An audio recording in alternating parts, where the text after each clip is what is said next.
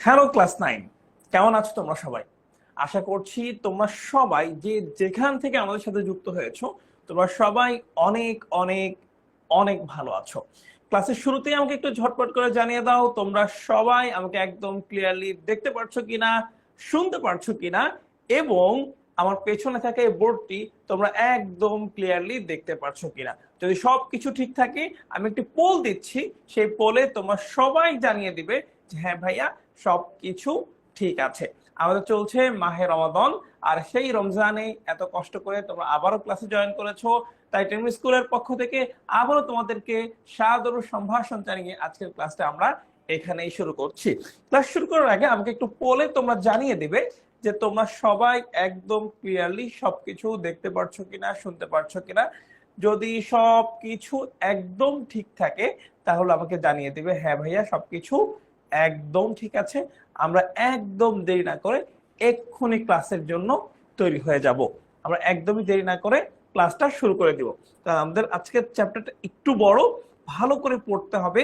এখান থেকেও কিন্তু প্রতি বছর প্রশ্ন আসছে, এমসিকিউর জন্য খুব গুরুত্বপূর্ণ, সিকিউর জন্য খুব গুরুত্বপূর্ণ। সো আমরা সময়টাকে একদম নষ্ট না করে আমরা খুব ভালো করে পড়বো। বাই দ্য ওয়ে, তোমরা আরেকটা কাজ করবা, সেই কাজটা হলো সবাই একটা খাতা, একটা কলম এবং একটা বই নিয়ে রেডি থাকো। একটা খাতা, একটা কলম এবং একটা বই। আমি কিন্তু তোমাদেরকে দেখিয়ে দিব যে কোন লাইনগুলো কোন লাইনগুলো দাগিয়ে রাখতে হবে। আমি এরকম দাগায় দাগায় দিব যে কোনটা দাগায় রাখতে হবে, কোনটা নোট করতে হবে, আমি তোমাদেরকে সেটাও বলে দিব। আবার কোনগুলো এমসিকিউর জন্য বেশি গুরুত্বপূর্ণ, আবার কোনগুলো সিকিউ এর জন্য বেশি গুরুত্বপূর্ণ, কোনগুলো এমসিকিউ আবার কোনগুলো হচ্ছে সিকিউ এর জন্য বেশি গুরুত্বপূর্ণ। সো পুরো ক্লাসটা আমাদের একটা ইন্টারেক্টিভ ক্লাস হবে ইনশাআল্লাহ। পুরো ক্লাসটা আমাদের একটা ইন্টারেক্টিভ ক্লাস হবে। সো তোমরা সবাই তোমরা সবাই একদম মনোযোগী হয়ে ক্লাস করবে। আচ্ছা, ঠিক আছে। আর যেহেতু তোমরা সবাই একদম ক্লিয়ারলি বুঝতে পারছো, সো আমরা আর দেরি না করে এক্ষুনি ক্লাসটা শুরু করে দিচ্ছি ইনশাআল্লাহ। আচ্ছা, আমাদের আজকের টপিকটা হলো বাংলাদেশের নদ নদী ও প্রাকৃতিক সম্পদ। আচ্ছা, আমরা সবাই জানি বাংলাদেশ একটি নদীমাতৃক দেশ, তাই না? আমরা সবাই জানি বাংলাদেশ একটি নদীমাতৃক দেশ। নদীগুলোই যেন বাংলাদেশকে বাঁচিয়ে রেখেছে। তোমরা জেনে অবাক হবে যে বাংলাদেশের যদি নদ নদীগুলো শুকিয়ে যায়, যদি আমাদের বাংলাদেশে এই নদ নদীগুলো না থাকতো, তাহলে কিন্তু আমাদের সার্ভাইভ করাটা অনেক বেশি কষ্ট হয়ে যেত। ইভেন লাস্ট ক্লাসগুলোতে কিন্তু আমি বলেছি যে যে বাংলাদেশের উৎপত্তি কিন্তু হয়েছে এই নদীগুলো থেকে। তোমরা জানো বদ্বীপ কিভাবে সৃষ্টি হয়েছে। আচ্ছা, ঠিক আছে, তাহলে আমরা একটা নদীমাতৃক দেশ।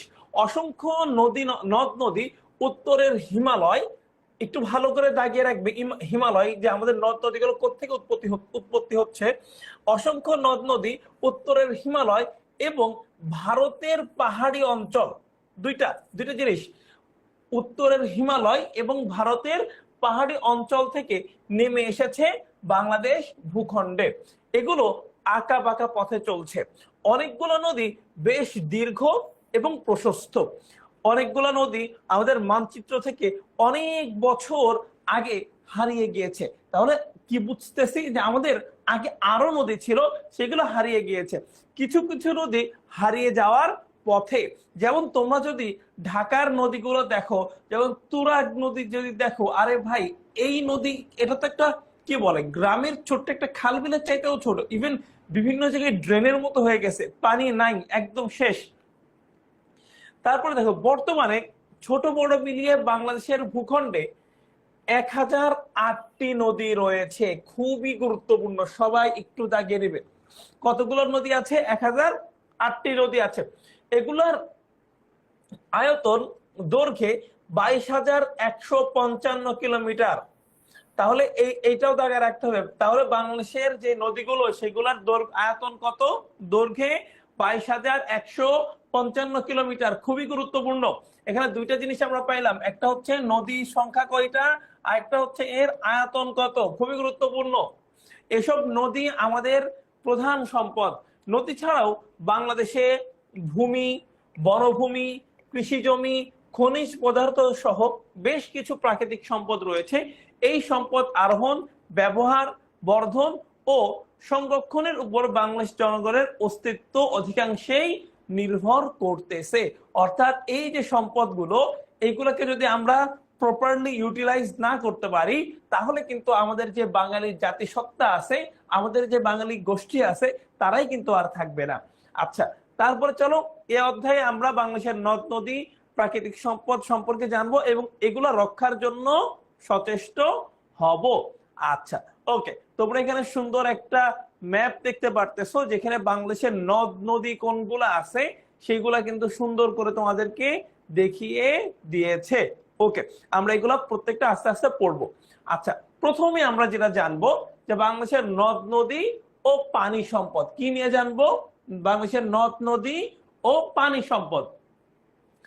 বাংলাদেশের প্রধান নদ নদীগুলো হচ্ছে পদ্মা, মেঘনা, যমুনা, কর্ণফুলী, ব্রহ্মপুত্র, তিস্তা, পশুর, সাঙ্গু। ওকে, তাহলে আমাদের প্রধান নদীগুলো কি? পদ্মা, মেঘনা, যমুনা, এই নামগুলো তো আমরা সবাই জানি। কর্ণফুলী, ব্রহ্মপুত্র, এই দুইটাও আমরা সবাই জানি। আমি সবসময় যে কথাটা বলি, কর্ণফুলী এবং ব্রহ্মপুত্র, এই দুইটা নদীর বানান ভাই তোমরা সবাই ভুল করো। আমি এমন স্টুডেন্ট খুব কম দেখছি যারা বানানটা ভুল করে না। সো এই দুইটা বানান খুব ভালো করে দেখবে, তিস্তা, পশুর, সাঙ্গু নদী। আচ্ছা, বাংলাদেশের ভূখণ্ডে চিরচেনা ও পরিচিত বেশিরভাগ নদীর উৎপত্তি স্থল হচ্ছে, তাহলে দেখো এখানে আরো ভালো করে স্পেসিফিক ভাবে বলে দিচ্ছে, হিমালয়, তিব্বত, আসামের বরাক এবং লুসাই পাহাড়ে। অর্থাৎ এই জায়গাগুলো থেকে আমাদের নদীগুলো সাধারণত উৎপত্তি লাভ করেছে। এগুলো শেষে বঙ্গোপসাগরে মিলিত হয়েছে। তাহলে দেখো হিমালয়, তিব্বত, আসাম এবং লুসাই, চারটা নাম মনে রাখতে হবে। হিমালয়, তিব্বত, আসাম, লুসাই। আবার হিমালয়, তিব্বত, আসাম, লুসাই, এই চারটা জায়গা থেকে আমাদের এই নদীগুলো উৎপত্তি হয়ে সর্বশেষে বঙ্গোপসাগরে মিলিত হয়েছে, তাই তো? আচ্ছা, ঠিক আছে, তারপরে চলো পদ্মা নদী। পদ্মা নদী ভারত ও ভারতের উত্তরবঙ্গে গঙ্গা এবং বাংলাদেশে পদ্মা নামে পরিচিত। তাহলে এইটাও কিন্তু খুব গুরুত্বপূর্ণ যে এই পদ্মা নদীর কিন্তু দুইটা নাম। ভারতে এটাকে আমরা বলি পদ্মা, ভারতে এটাকে আমরা বলি গঙ্গা, এবং বাংলাদেশে এটা হয়ে গেছে পদ্মা। তবে ভারতে শুধু গঙ্গাই না, এটা শুধু একটা নদীই না, এই ভারতের কাছে কিন্তু বা ভারতের যারা জনগোষ্ঠী আছে তাদের কাছে এই নদীর পানি কিন্তু খুবই পবিত্র একটা জায়গা। সেখানে তারা গঙ্গা স্নান করে বা পাপ মোচনের জন্য কিছু একটা করে। অর্থাৎ এইটা তাদের একটা তীর্থস্থান। যেমনটা ধরো আমাদের কাছে মক্কা মদিনা, যেমন যে মক্কায় যাওয়াটাকে আমরা অনেক বেশি একটা ভালো জায়গা মনে করি, ভালো একটা কাজ মনে করি, হিন্দু ধর্মের ভাইদের কাছে কিন্তু গঙ্গাটা অনেকটা তেমনই। আচ্ছা, এর উৎপত্তি স্থল হিমালয়ের গঙ্গোত্রী হিমাবাহে। তাহলে দেখো আমাদের যদি বলে এর উৎপত্তি স্থল কোথায়, তাহলে আমরা বলবো হিমালয়ের গঙ্গোত্রী হিমাবাহে। উত্তর ভারতের কয়েকটি রাজ্য অতিক্রম করে গঙ্গা রাজশাহী অঞ্চলের চাঁপাইনবাবগঞ্জ জেলা দিয়ে বাংলাদেশে প্রবেশ করেছে। এটাও গুরুত্বপূর্ণ। তাহলে তোমার হিমালয়ের গঙ্গোত্রী বাহে হচ্ছে উৎপত্তি লাভ করছে এবং ভারতের উত্তরের অনেকগুলা প্রদেশ পার হয়ে বাংলাদেশের চাঁপাইনবাবগঞ্জ দিয়ে ঢুকছে। কোন দিক দিয়ে বাংলাদেশে প্রবেশ করেছে? চাঁপাইনবাবগঞ্জ দিয়ে। আচ্ছা, এটি গোয়ালন্দের নিকট, গোয়ালন্দ একটা জায়গার নাম, এটা ঢাকা থেকে খুব বেশি একটা দূরে না, এই মানিকগঞ্জ পার হলে গোয়ালন্দ। গোয়ালন্দের নিকট ব্রহ্মপুত্রের প্রধান ধারা যমুনার সাথে মিলিত হয়েছে। তাহলে এই গোয়ালন্দের কাছে এসে পদ্মা এবং যমুনা একসাথে মিলিত হয়েছে। কে বলেছি? গোয়ালন্দের কাছে এসে পদ্মা এবং যমুনা একসাথে মিলিত হয়েছে। তাহলে এখান থেকে আমরা যেই জিনিসগুলো মনে রাখবো সেটা হচ্ছে আমাদের পদ্মার দুইটা নাম, ভারতে এর নাম গঙ্গা, বাংলাদেশে এসে এর নাম হয়ে গেছে পদ্মা। ভারতের হিমালয়ের গঙ্গোত্রী হিমাবাহে হচ্ছে এর জন্ম এবং এটা বঙ্গোপসাগরে পতিত হয়েছে, তাই না? আর এটা বাংলাদেশের চাঁপাইনবাবগঞ্জ দিয়ে প্রবেশ করেছে। গোয়ালন্দ নামক একটা জায়গা আছে, এই গোয়ালন্দ নামক জায়গায় এসে পদ্মা এবং যমুনা একসাথে হয়েছে। আশা করি তোমরা বুঝতে পেরেছ। এবার দেখো চাঁদপুরে এসে এই নদী মেঘনা নদীর সাথে মিলিত হয়েছে। তাহলে গোয়ালন্দে হচ্ছে যমুনার সাথে, আর চাঁদপুরে হচ্ছে মেঘনার সাথে হয়ে বরিশাল বরিশাল নোয়াখালী অতিক্রম করে বঙ্গোপসাগরে পতিত হয়েছে। বাংলাদেশের অন্যতম একটি নদী গঙ্গা বা পদ্মা বিধৌত অঞ্চলের আয়তন, তার বাংলাদেশের অন্যতম বৃহত্তম নদী গঙ্গা অথবা পদ্মা বিধৌত অঞ্চলের আয়তন, অর্থাৎ এর আয়তন 188 বর্গ কিলোমিটার, 188 বর্গ কিলোমিটার। পশ্চিমবঙ্গ থেকে নিম্ন গঙ্গায় অসংখ্য নদ নদীর শাখা উল্লেখযোগ্য, অর্থাৎ পশ্চিমবঙ্গে এই পদ্মার অনেকগুলো শাখা আছে। সেই শাখাগুলো কি কি হচ্ছে? ভাগীরথী, হুগলি, মাথাভাঙা, ইছামতি, ভৈরব, কুমার, কপোতাক্ষ, তারপর নবগঙ্গা, চিত্রা, মধুমতি, আড়িয়াল খাঁ। তাহলে এই যে এই সবগুলা নদী হচ্ছে পদ্মা নদীর এক একটা শাখা নদী। আশা করি বুঝতে পারছো। এই নদীর নামগুলো একটু ভালো করে দেখবে। প্রশ্ন আসতে পারে নিচের কোনটি পদ্মা নদীর শাখা, অথবা প্রশ্ন আসতে পারে নিচের কোনটি পদ্মা নদীর শাখা নয়। আচ্ছা, একটু কিন্তু বুদ্ধিমত্তার সাথে উত্তর তোমাদেরকে দিতে হবে। এই যে দেখো আমাদের পানি সম্পদের সেই ছবি। এবার দেখো ব্রহ্মপুত্র এবং যমুনা। আচ্ছা, আমরা ব্রহ্মপুত্র এবং যমুনায় যাব, তবে এর আগে আমাকে বলো পদ্মা সম্পর্কে যে আমরা পড়াশোনা করলাম এই ব্যাপারটা তোমাদের কাছে একদম ক্লিয়ার হয়েছে কিনা। পদ্মা সম্পর্কে যে আমরা পড়াশোনা করলাম এই ব্যাপারটা তোমাদের কাছে একদম ক্লিয়ার হয়েছে কি না আমাকে একটু জানিয়ে দাও। ওকে, আমরা ইতোমধ্যে একটু ব্রহ্মপুত্র এবং যমুনার কাছ থেকে ঘুরে আসি। আশা করি তোমরা পদ্মা সবাই বুঝতে পেরেছো। তো পদ্মা নদী কিন্তু বাংলাদেশের জন্য খুবই গুরুত্বপূর্ণ একটা নদী, যা তোমরা সবাই জানো ইতোমধ্যে। ওকে, ঠিক আছে। তো আমি দেখতে পাচ্ছি তোমরা অধিকাংশই বুঝতে পেরেছো। তো চলো আমরা বাংলাদেশের নদ নদীর ব্রহ্মপুত্র এবং যমুনার কাছে একটু ঘুরে আসি। তিব্বতের মানস সরোবরে ব্রহ্মপুত্র নদের উৎপত্তি। তাহলে এই ব্রহ্মপুত্র কোথায়? তিব্বতের মানস সরোবরে।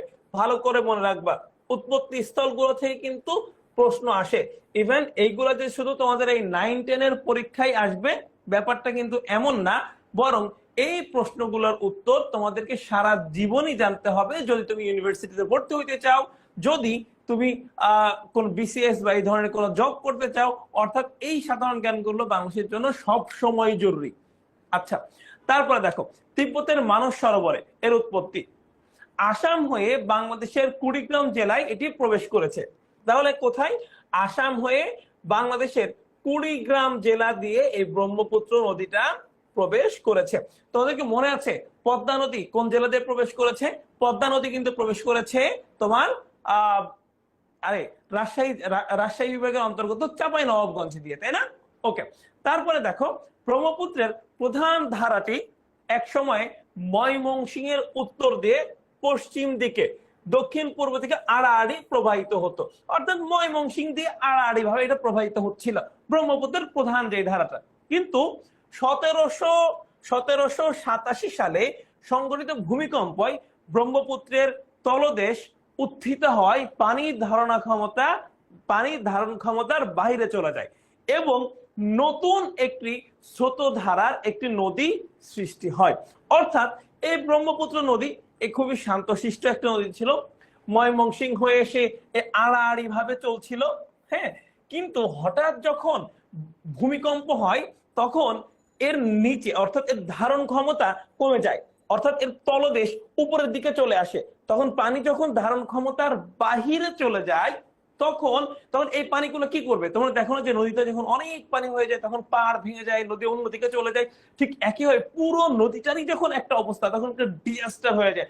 অর্থাৎ এই কারণে নতুন আরেকটা শাখা, অর্থাৎ এখানে যখন আর তোমার নদীর পানি আর জায়গা হচ্ছে না তখন সবগুলা পানি মিলে ধরো আরেকটা শাখা এভাবে তৈরি করে নেয়। আশা করি বুঝতে পারছো। তারপর দেখো এই যে নতুন শাখাটা তৈরি হইলো এইটাই হচ্ছে যমুনা।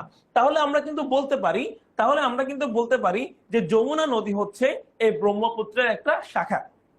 এটি দক্ষিণে গোয়ালন্দ পর্যন্ত যমুনা নদী বলে এবং এবং যমুনার শাখা ধলেশ্বরী এবং ধলেশ্বরীর শাখা বুড়িগঙ্গা নদী।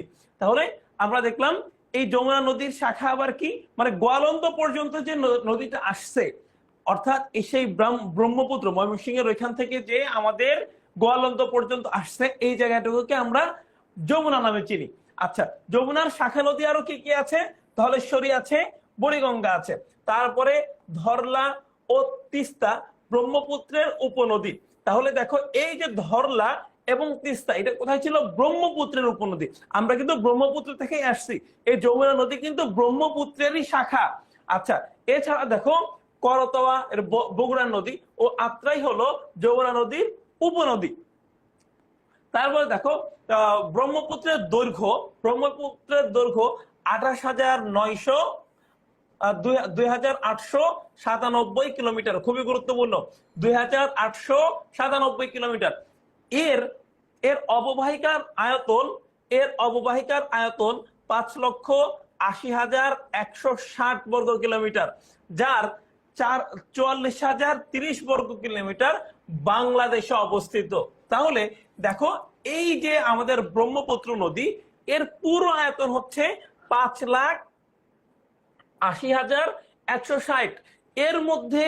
এর মধ্যে মাত্র 44,030 বর্গ কিলোমিটার বাংলাদেশে, বাকিটা কিন্তু বাংলাদেশে না, সেটা কিন্তু সেই তিব্বতের মানস সরোবরের দিক থেকে চলে আসছে।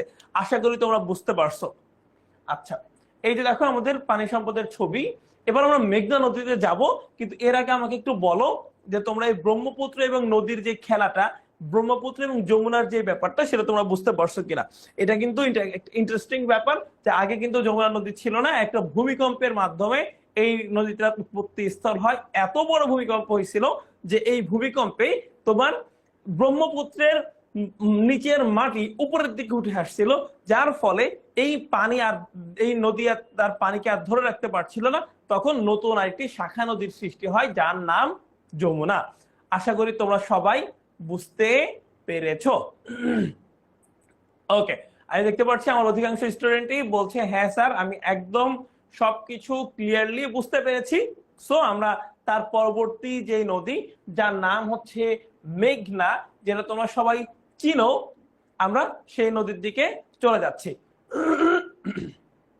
আচ্ছা, আসামের বারাক নদী নাগা মণিপুরের অঞ্চলের উৎপত্তি হয়ে সিলেটের সুরমা ও কুশিয়ারের নদীর সাথে মিলিত হয়েছে। তাহলে একটু ভালো করে বোঝো, আসামে একটা নদী ছিল যার নাম হচ্ছে বারাক নদী। মণিপুর অঞ্চলে নাগা মণিপুর অঞ্চলে উৎপত্তি হয়ে সিলেটের সুরমা ও কুশিয়ারা নদীর সাথে মিলিত হয়েছে। তাহলে আসামের একটা নদী ছিল যার নাম বরাক, সেই নদীটা উৎপত্তি হয়েছে কোথায়? নাগা মণিপুর অঞ্চলে।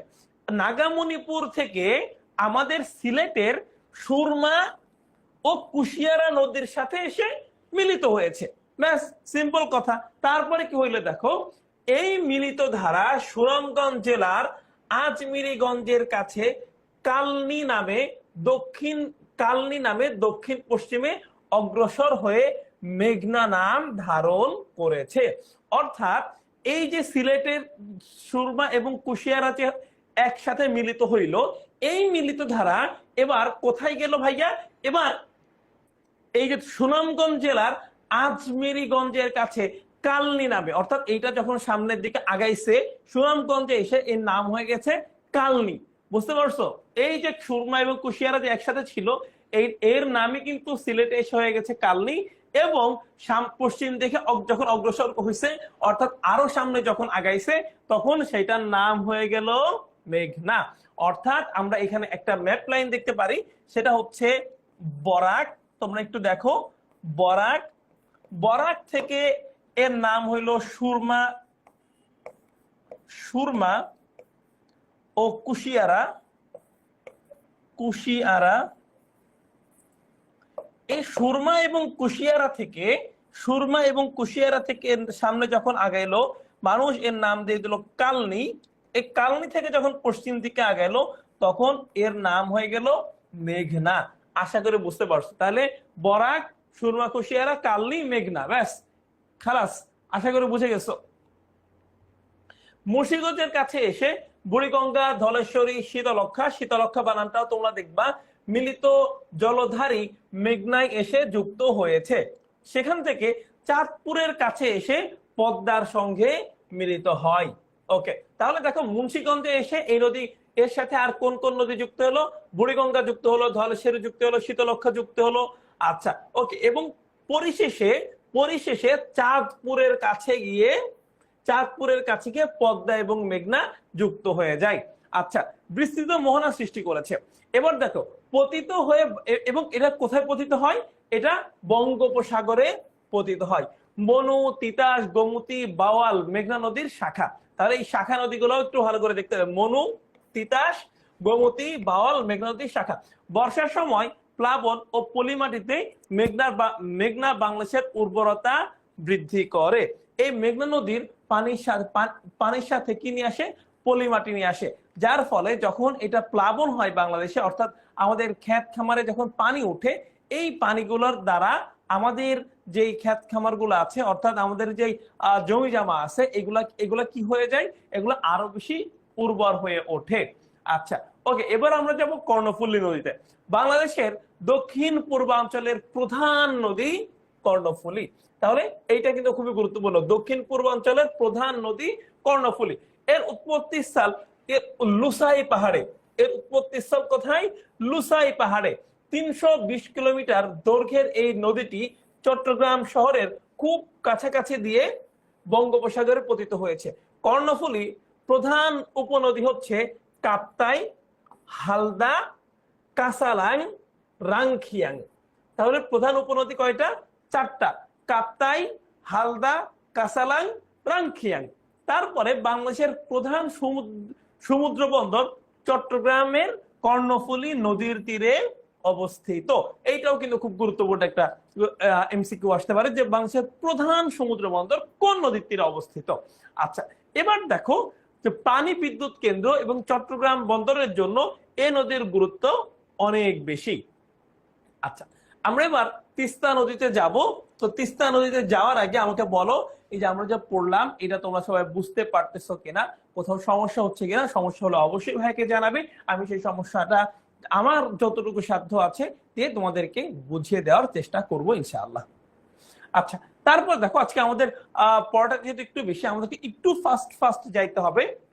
তিস্তা নদী সিকিমের পার্বত্য অঞ্চল থেকে উৎপত্তি হয়ে তিস্তা নদী ভারতের জলপাইগুড়ি, দার্জিলিং এর মধ্য দিয়ে নীলফামারী জেলার ডিমলা উপজেলার পূর্ব ছাতনায় হয়ে বাংলাদেশে প্রবেশ করেছে। তাহলে বাংলাদেশের কোন জেলা দিয়ে প্রবেশ করছে? নীলফামারী জেলা দিয়ে। ওকে, তাহলে এটার উৎপত্তি স্থল কোথায়? সিকিমের পার্বত্য অঞ্চলে। সিকিম কিন্তু ভারতের অংশ, একটা রাজ্য। এটা অনন্য অসাধারণ একটা রাজ্য। তোমরা যদি দেখো তোমাদের খুবই ভালো লাগবে। তোমরা জাস্ট সার্চ করে দেখতে পারো যে সিকিম, ইউটিউবে দেখবো অসাধারণ একটা জায়গা। যদিও এই সিকিম একসময়, খুব বেশি দিন আগে না, হয়তো 50-60 বছর, 100 বছরও হবে না, তখন কিন্তু এই সিকিম হচ্ছে একটা ছিল, আর স্বাধীন রাজ্য ছিল। কিন্তু পরবর্তীতে কালের ক্রমে এই সিকিম হচ্ছে ভারতের অংশ হয়ে যায়, অর্থাৎ ভারত এই সিকিমটাকে দখল করে নেয়। আচ্ছা, চলো আমরা দেখি সিকিমের পার্বত্য অঞ্চল থেকে উৎপত্তি হয় তিস্তা নদী ভারতের জলপাইগুড়ি, দার্জিলিং এর মধ্য হয়ে নীলফামারী জেলার ডিমলা উপজেলা দিয়ে প্রবেশ করেছে। আচ্ছা, এই নদী 1787 সালে প্রবল বন্যায় গতিপথ পরিবর্তন করে ব্রহ্মপুত্রের একটি পরিত্যক্ত নদী পথে প্রবাহিত হতে থাকে। অর্থাৎ সহজ কথায় 1787 সালে এই তিস্তা নদী তার গতিপথ পরিবর্তন করে।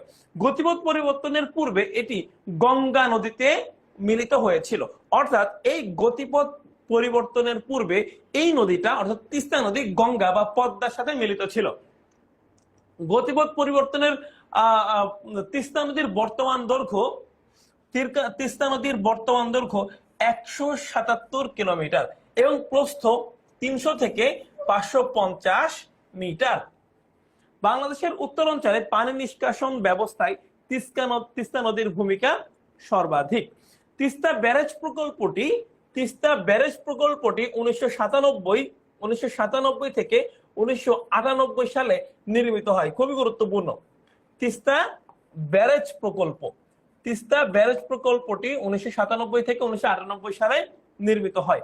ব্যারেজটি এই অঞ্চলের পানি সংরক্ষণ, পানি নিষ্কাশন, পানি সেচ ও বন্যা প্রতিরোধে গুরুত্বপূর্ণ ভূমিকা রাখার কথা থাকলেও নানা কারণে এর উপযোগিতা এখনো বাংলাদেশ পায়নি। তোমরা এখনো দেখবা যে টিভিতে কয়েকদিন পরপরই কিন্তু আমাদের নিউজে, ফেসবুকে ভারতের সাথে যখনই আমাদের কোনো একটা সমস্যা হয় তখন কিন্তু এই তিস্তা নিয়ে আমাদের কথা ওঠে, এই তিস্তা নিয়ে কিন্তু আমাদের কথা ওঠে। ওকে, তারপরে চলো, এরপরে হচ্ছে পশুর নদী। পশুর নদীটা খুলনা নদীর দক্ষিণে ভৈরব বা রূপসা নদী, খুলনার দক্ষিণে ভৈরব বা রূপসা নদী। এটা আরো দক্ষিণে প্রবাহিত হয়ে ত্রিকোণা ও দুবলা দ্বীপদ্বয়ের ডান দিক দিয়ে মংলা বন্দরের দক্ষিণে সুন্দরবনের ভেতর দিয়ে বঙ্গোপসাগরে পড়েছে। তাহলে এটা কোথায়? খুলনার দক্ষিণে বা রূপসা নদী, এটা নর্মালি ভৈরব বা রূপসা নদী। এইটা এই যে ত্রিকোণা এবং দুবলা, ত্রিকোণা এবং দুবলা, এটা দুইটা দ্বীপ, এই দুইটা দ্বীপের ডান দিক দিয়ে সুন্দরবন হয়ে এটা বঙ্গোপসাগরে গিয়েছে। অর্থাৎ এই পশুর নদীটা সুন্দরবনের ভেতর দিয়ে নদীটা গিয়েছে। অর্থাৎ ওকে, এবার প্রায় 142 কিলোমিটার দীর্ঘ এবং 460 মিটার থেকে 2.5 কিলোমিটার পর্যন্ত এই নদীর প্রস্থ। এই নদীর গভীরতা এত বেশি যে সারা বছর সমুদ্রগামী জাহাজ এর মোহনা দিয়ে অনায়াসে মংলা বন্দরে প্রবেশ করতে পারে। সাধারণত কোন একটা বড় বড় যে জাহাজগুলো সেগুলো কিন্তু সারা বছর তোমার নদী দিয়ে চলতে পারে না। ইভেন তোমরা দেখবা যেই জায়গাগুলোতে লঞ্চ চলে সেই জায়গাগুলোতে সব সময় ড্রেজিং করে করে নদীর গভীরতা বেশি রাখতে হয়। তোমরা জানো, যাদের বাড়ি বরিশাল বা বিভিন্ন জায়গায় চাঁদপুর টাদপুর, তোমরা কিন্তু জানো। কিন্তু এই পশুর নদীটা এত গভীর যে এই নদীতে তোমার জাহাজ সারা বছর অনায়াসে চলতে পারে। ওকে, তারপরে দেখো, খুলনা বরিশাল নৌপথ হিসেবে পশুর নদীর গুরুত্বপূর্ণ ভূমিকা পালন করে আসছে। এবার সাঙ্গু, ফেনী, নাফ, মাতামুহুরী। তাহলে আমরা বেশ কয়েকটা নদী পড়বো, সাঙ্গু, ফেনী, নাফ, মাতামুহুরী। সাঙ্গু নদীর উত্তর আরাকান পাহাড় থেকে নির্গত হয়ে বান্দরবন জেলার থানচি উপজেলা দিয়ে বাংলাদেশে প্রবেশ করেছে। ওকে, তাহলে কি হইলো? এই সাঙ্গু নদী আরাকানের পাহাড় থেকে উৎপত্তি হয়ে বাংলাদেশের বান্দরবন জেলা দিয়ে প্রবেশ করেছে। ওকে, এবার এটি হচ্ছে 294 কিলোমিটার দীর্ঘ পার্বত্য ত্রিপুরায় উৎপত্তি হয়ে ফেনী জেলায় প্রবেশ করেছে। এটা কি হলো? এটা পার্বত্য ত্রিপুরায় উৎপত্তি হয়ে ফেনী জেলায় প্রবেশ করেছে ফেনী নদী। ওকে, গুড। তাহলে এই ফেনী নদীটা কিন্তু খুব গুরুত্বপূর্ণ। তোমরা সবাই জানো আবরার ফাহাদের কথা। এই আবরার ফাহাদকে যে শহীদ করা হয়েছিল যেই ফেসবুক পোস্টের কারণে, সেটা কিন্তু এই ফেনী নদীর পানি বন্টন নিয়েই কিন্তু সেই পোস্টটা ছিল। সো বুঝতেই পারছো যে ভৌগোলিক ভাবে আমাদের এই ফেনী নদীটা কত গুরুত্বপূর্ণ। তাহলে দেখো, ফেনী নদী কোথায়? পার্বত্য ত্রিপুরায় উৎপত্তি হয়েছে এবং বাংলাদেশের ফেনী জেলাতে প্রবেশ করছে বলেই এর নাম হয়ে গেছে ফেনী। বাংলাদেশের একমাত্র জেলা যেটা নদীর নামে জেলার নাম, বাংলাদেশের একমাত্র জেলা যেটা নদীর নামেই জেলার নাম। এবার দেখো, সন্দ্বীপের উত্তরে ফেনী নদী বঙ্গোপসাগরে পতিত হয়েছে। বাংলাদেশের মিয়ানমার সীমান্তে নাফ নদী অবস্থিত। এর মোহনা অত্যন্ত প্রশস্ত এবং বঙ্গোপসাগরে পতিত হয়েছে। নাফ নদী হচ্ছে এমন একটা নদী যার এই পাশে বাংলাদেশ, ওই পাশে মিয়ানমার। ওকে, তাহলে এখানে আমরা মোটামুটি 3টা নদী সম্পর্কে জানলাম। এই 3টা নদী আমি আরেকটু সামারাইজ করে দিচ্ছি। এই সাঙ্গু নদী, এটা আরাকান থেকে উৎপত্তি হয়ে বা তোমার বান্দরবন জেলাতে বাংলাদেশে প্রবেশ করছে। আচ্ছা, তারপরে দেখো এই ফেনী নদী, এটা ত্রিপুরা থেকে উৎপত্তি হয়ে বাংলাদেশের ফেনী দিয়ে প্রবেশ করছে। এবং একটা অ্যাডিশনাল তথ্য বলে দিলাম যে বাংলাদেশের একমাত্র জেলা যেটা নদীর নামে নামকরণ করা হয়েছে। এবং নাফ নদী হচ্ছে বাংলাদেশের সীমান্তে অবস্থিত। এবার দেখো, এই নাফ নদীর দৈর্ঘ্য হচ্ছে 56 কিলোমিটার। অন্যদিকে লামার মাইভার পর্বতে মাতামুহুরী নদীর উৎপত্তি হয়েছে কোথায়? লামার মাইভার পর্বত থেকে। নদীটি কক্সবাজার জেলার চকরিয়ার পশ্চিম পাশ ঘেঁষে বঙ্গোপসাগরে পতিত হয়েছে। এর দৈর্ঘ্য প্রায় 120 কিলোমিটার। বাংলাদেশের অর্থনৈতিক কর্মকাণ্ডের উপর উল্লেখিত নদীসমূহের প্রভাব অপরিসীম। সেচের পানি, শিল্পে ব্যবহৃত পানি এবং জলজ বিদ্যুৎ শক্তির উৎস কিন্তু আমাদের এই সব নদীগুলাই। আচ্ছা, তারপরে দেখো, তাছাড়া মাছের উৎস হচ্ছে নদী। নদী আমাদের পরিবহন ও যোগাযোগের একটি গুরুত্বপূর্ণ প্রধান মাধ্যম। তারপর জমির উর্বর শক্তি বৃদ্ধি এইসব নদীর পলি মাটি ব্যবহার করে। তারপরে হচ্ছে নদীমাতৃক বাংলাদেশের কৃষি, শিল্প, ব্যবসা বাণিজ্য, পরিবহন ইত্যাদি সবকিছুর উপরেই আমাদের এই নদী কিন্তু ব্যবহৃত হচ্ছে। তুমি দেখো যে আমাদের এই জাহাজগুলো যদি চলতে না পারে তাহলে আমাদের দেশের কি হবে? তুমি চিন্তা করো যে যদি আমাদের যে কৃষি জমিগুলো আছে সেই জমিগুলোতে আমরা নদীর পানি ব্যবহার না করতে পারি তাহলে আমাদের কি হবে? তোমরা জানো বাংলাদেশে এমনি বিদ্যুৎ সংকট, তো আমরা কিন্তু এই নদীর পানি ব্যবহার করে আমাদের বিদ্যুৎ সম্পদও বাড়াচ্ছি। তো আমরা যদি এই নদীর পানিগুলো ব্যবহার না করতে পারি তাহলে আমরা কিভাবে বিদ্যুৎ বানাইবো? আবার দেখো, এই যে আমাদের ব্যবসা বাণিজ্যের উপরেও কিন্তু নদীর প্রভাবটা অনেক অনেক অনেক বেশি। যেমন তোমরা একটা জিনিস খুব সহজে এখন বুঝতে পারতেছো যে জাস্ট হরমুজ প্রণালী বন্ধ করছে বলে আমরা সবাই পার্সোনালি এফেক্টেড হইতেছি। তোমরা দেখতেছো এই শুধুমাত্র এই হরমুজ প্রণালী বন্ধ করে দেওয়ার জন্য আমাদের দেশে এখনো হয়তো বা তেলের সংকট দেখা দেয়নি, কিন্তু তুমি দেখতে পারতেছো যে বিভিন্ন জায়গায় বা বিভিন্ন এই তেলের পাম্প গুলোতে গাড়ির বিশাল লম্বা লাইন। আজকে আমি উত্তরা থেকে যখন আসছিলাম আমি দেখলাম যে প্রায় উত্তরা থেকে এয়ারপোর্ট পর্যন্ত পুরোটা লাইন শুধুমাত্র তেল নেয়ার জন্য। তো বুঝতেই পারতেছো যে এই নদ নদীর প্রভাব আমাদের ব্যবসা বাণিজ্য, আমাদের শিল্প, আমাদের কারখানা, ইভেন আমাদের কৃষি, আমাদের অর্থনৈতিক উন্নয়নে কত বেশি ভূমিকা রাখে। তোমরা আশা করি বুঝতে পারছো। আচ্ছা, তারপরে দেখো নদী প্রবাহে বাধা। দক্ষিণ ও নদীতে শিল্প ও জলযানের বর্জ্য ফেলা, এই যে আমরা যে বিভিন্ন বর্জ্য ফেলি, পয় নিষ্কাশন প্রবাহ যুক্ত করা, নদী দখল, এটা তো ঢাকায় অনেক বেশি, ঢাকায় না সারা বাংলাদেশেই প্রভৃতি কারণে আমাদের দেশের অনেক নদী প্রবাহ দুর্বল হয়ে পড়েছে। নদীর পানি দূষিত হচ্ছে এবং নদীর নাব্যতা হারিয়ে যাচ্ছে। নাব্যতা মানে নদীর নিচে যতটুকু জায়গা ছিল সেই জায়গা আস্তে আমরা যখন ময়লা ফেলতেছি এগুলো পুড়তে এখন নদীতে পানি রাখার জায়গা কম হয়ে যাচ্ছে। এইসব নদী সংরক্ষণে আমাদের সবাইকে সচেতন হইতে হবে। তোমরা জানো, তোমরা এরকম দেখছো কিনা জানি না, ছোটবেলায় আমার নানুর বাড়ির সামনে দিয়ে যে নদীটা গেছে সেই নদীতে কত গোসল করছি চিন্তা করতে পারবা না, সেই নদীটা কত সাঁতার কাটছি তোমরা চিন্তা করতে পারবা না। কিন্তু এখন যাই দেখি সেই নদীতে হাঁটু পানিও নাই। মানে বুঝতে পারতেছো যে নদ নদীর কি অবস্থা।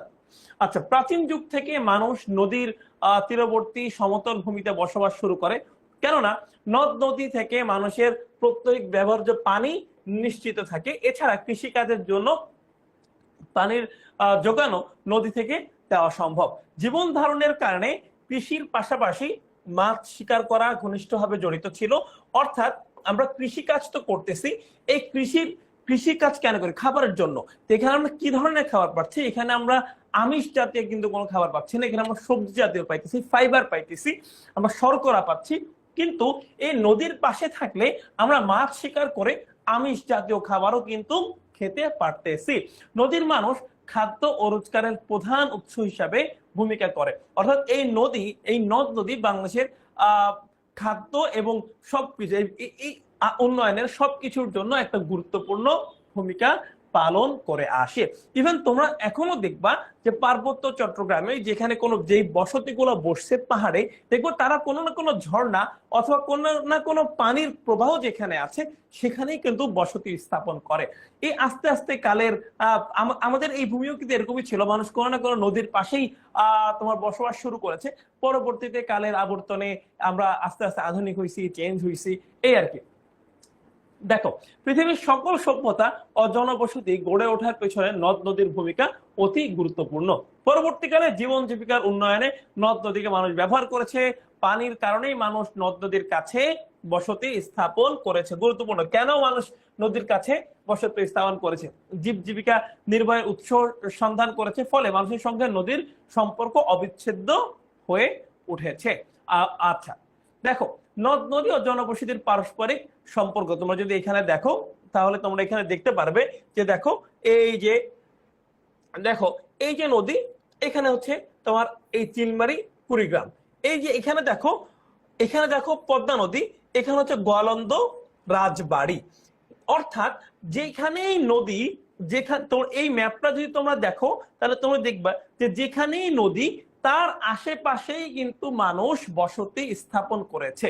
ওকে ওকে, এখন বলো আমরা এই যতটুকু পড়লাম এতটুকু তোমরা একদম ক্লিয়ারলি বুঝতে পারছো কিনা? দেখো এতটুকু তোমরা একদম ক্লিয়ারলি বুঝতে পেরেছো কিনা? আমরা এখন পড়বো নদ নদী ও জনবসতির পারস্পরিক সম্পর্ক। নদ নদীকে কেন্দ্র করে মানুষ খাদ্য উৎপাদন, মাছ শিকার, পণ্য পরিবহন, ব্যবসা বাণিজ্য ইত্যাদি গড়ে তোলার মাধ্যমে স্থায়ী বসতি হিসাবে গড়ে তোলে, এটা আমরা সবাই জানি। ওকে, এবার নদী সমূহ পানি সম্পদে পরিণত হয়েছে। অর্থাৎ আমরা এই নদ নদীর পাশাপাশি বসতি স্থাপন করেছি বলেই তো এই নদীকে আমরা পানি সম্পদে রূপান্তর করতে পেরেছি, তাই না? বাংলাদেশের জনসংখ্যার বিস্তারের সর্বাধিক ঘটেছে এই নদীগুলোর তীরে।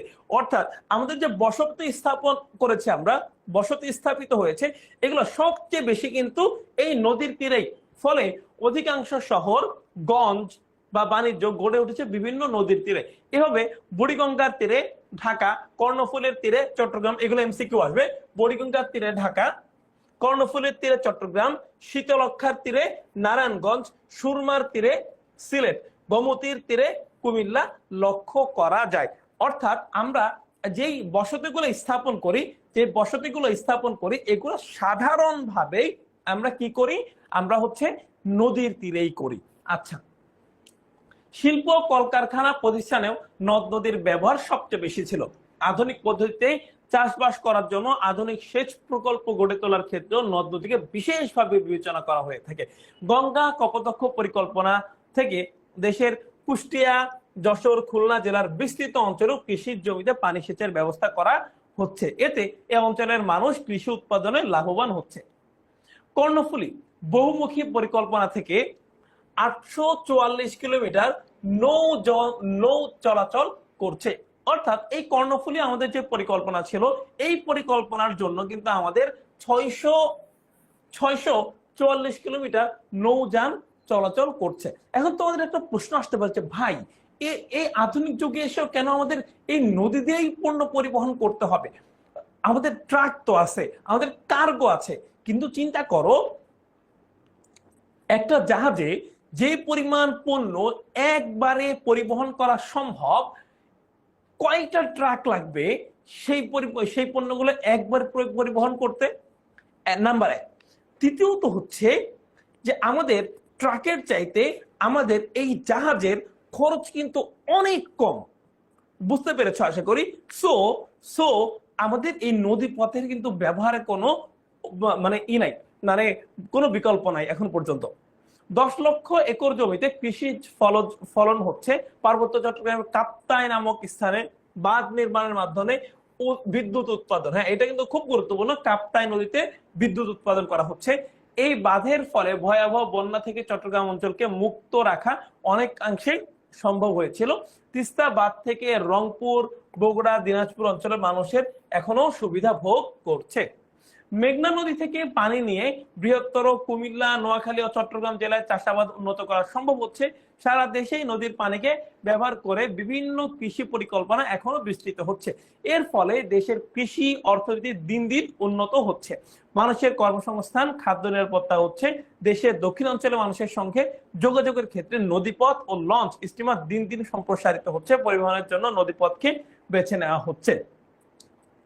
ভারতকে ট্রানজিট দেওয়ার ক্ষেত্রে বিভিন্ন নদ নদী পথকে ব্যবহার করা হচ্ছে। ফলে বাংলাদেশের বৈদেশিক উপার্জনের সম্ভাবনা থাকলেও নানা নতজানু পররাষ্ট্র নীতির কারণে যার সুফল পাওয়া যাচ্ছে না।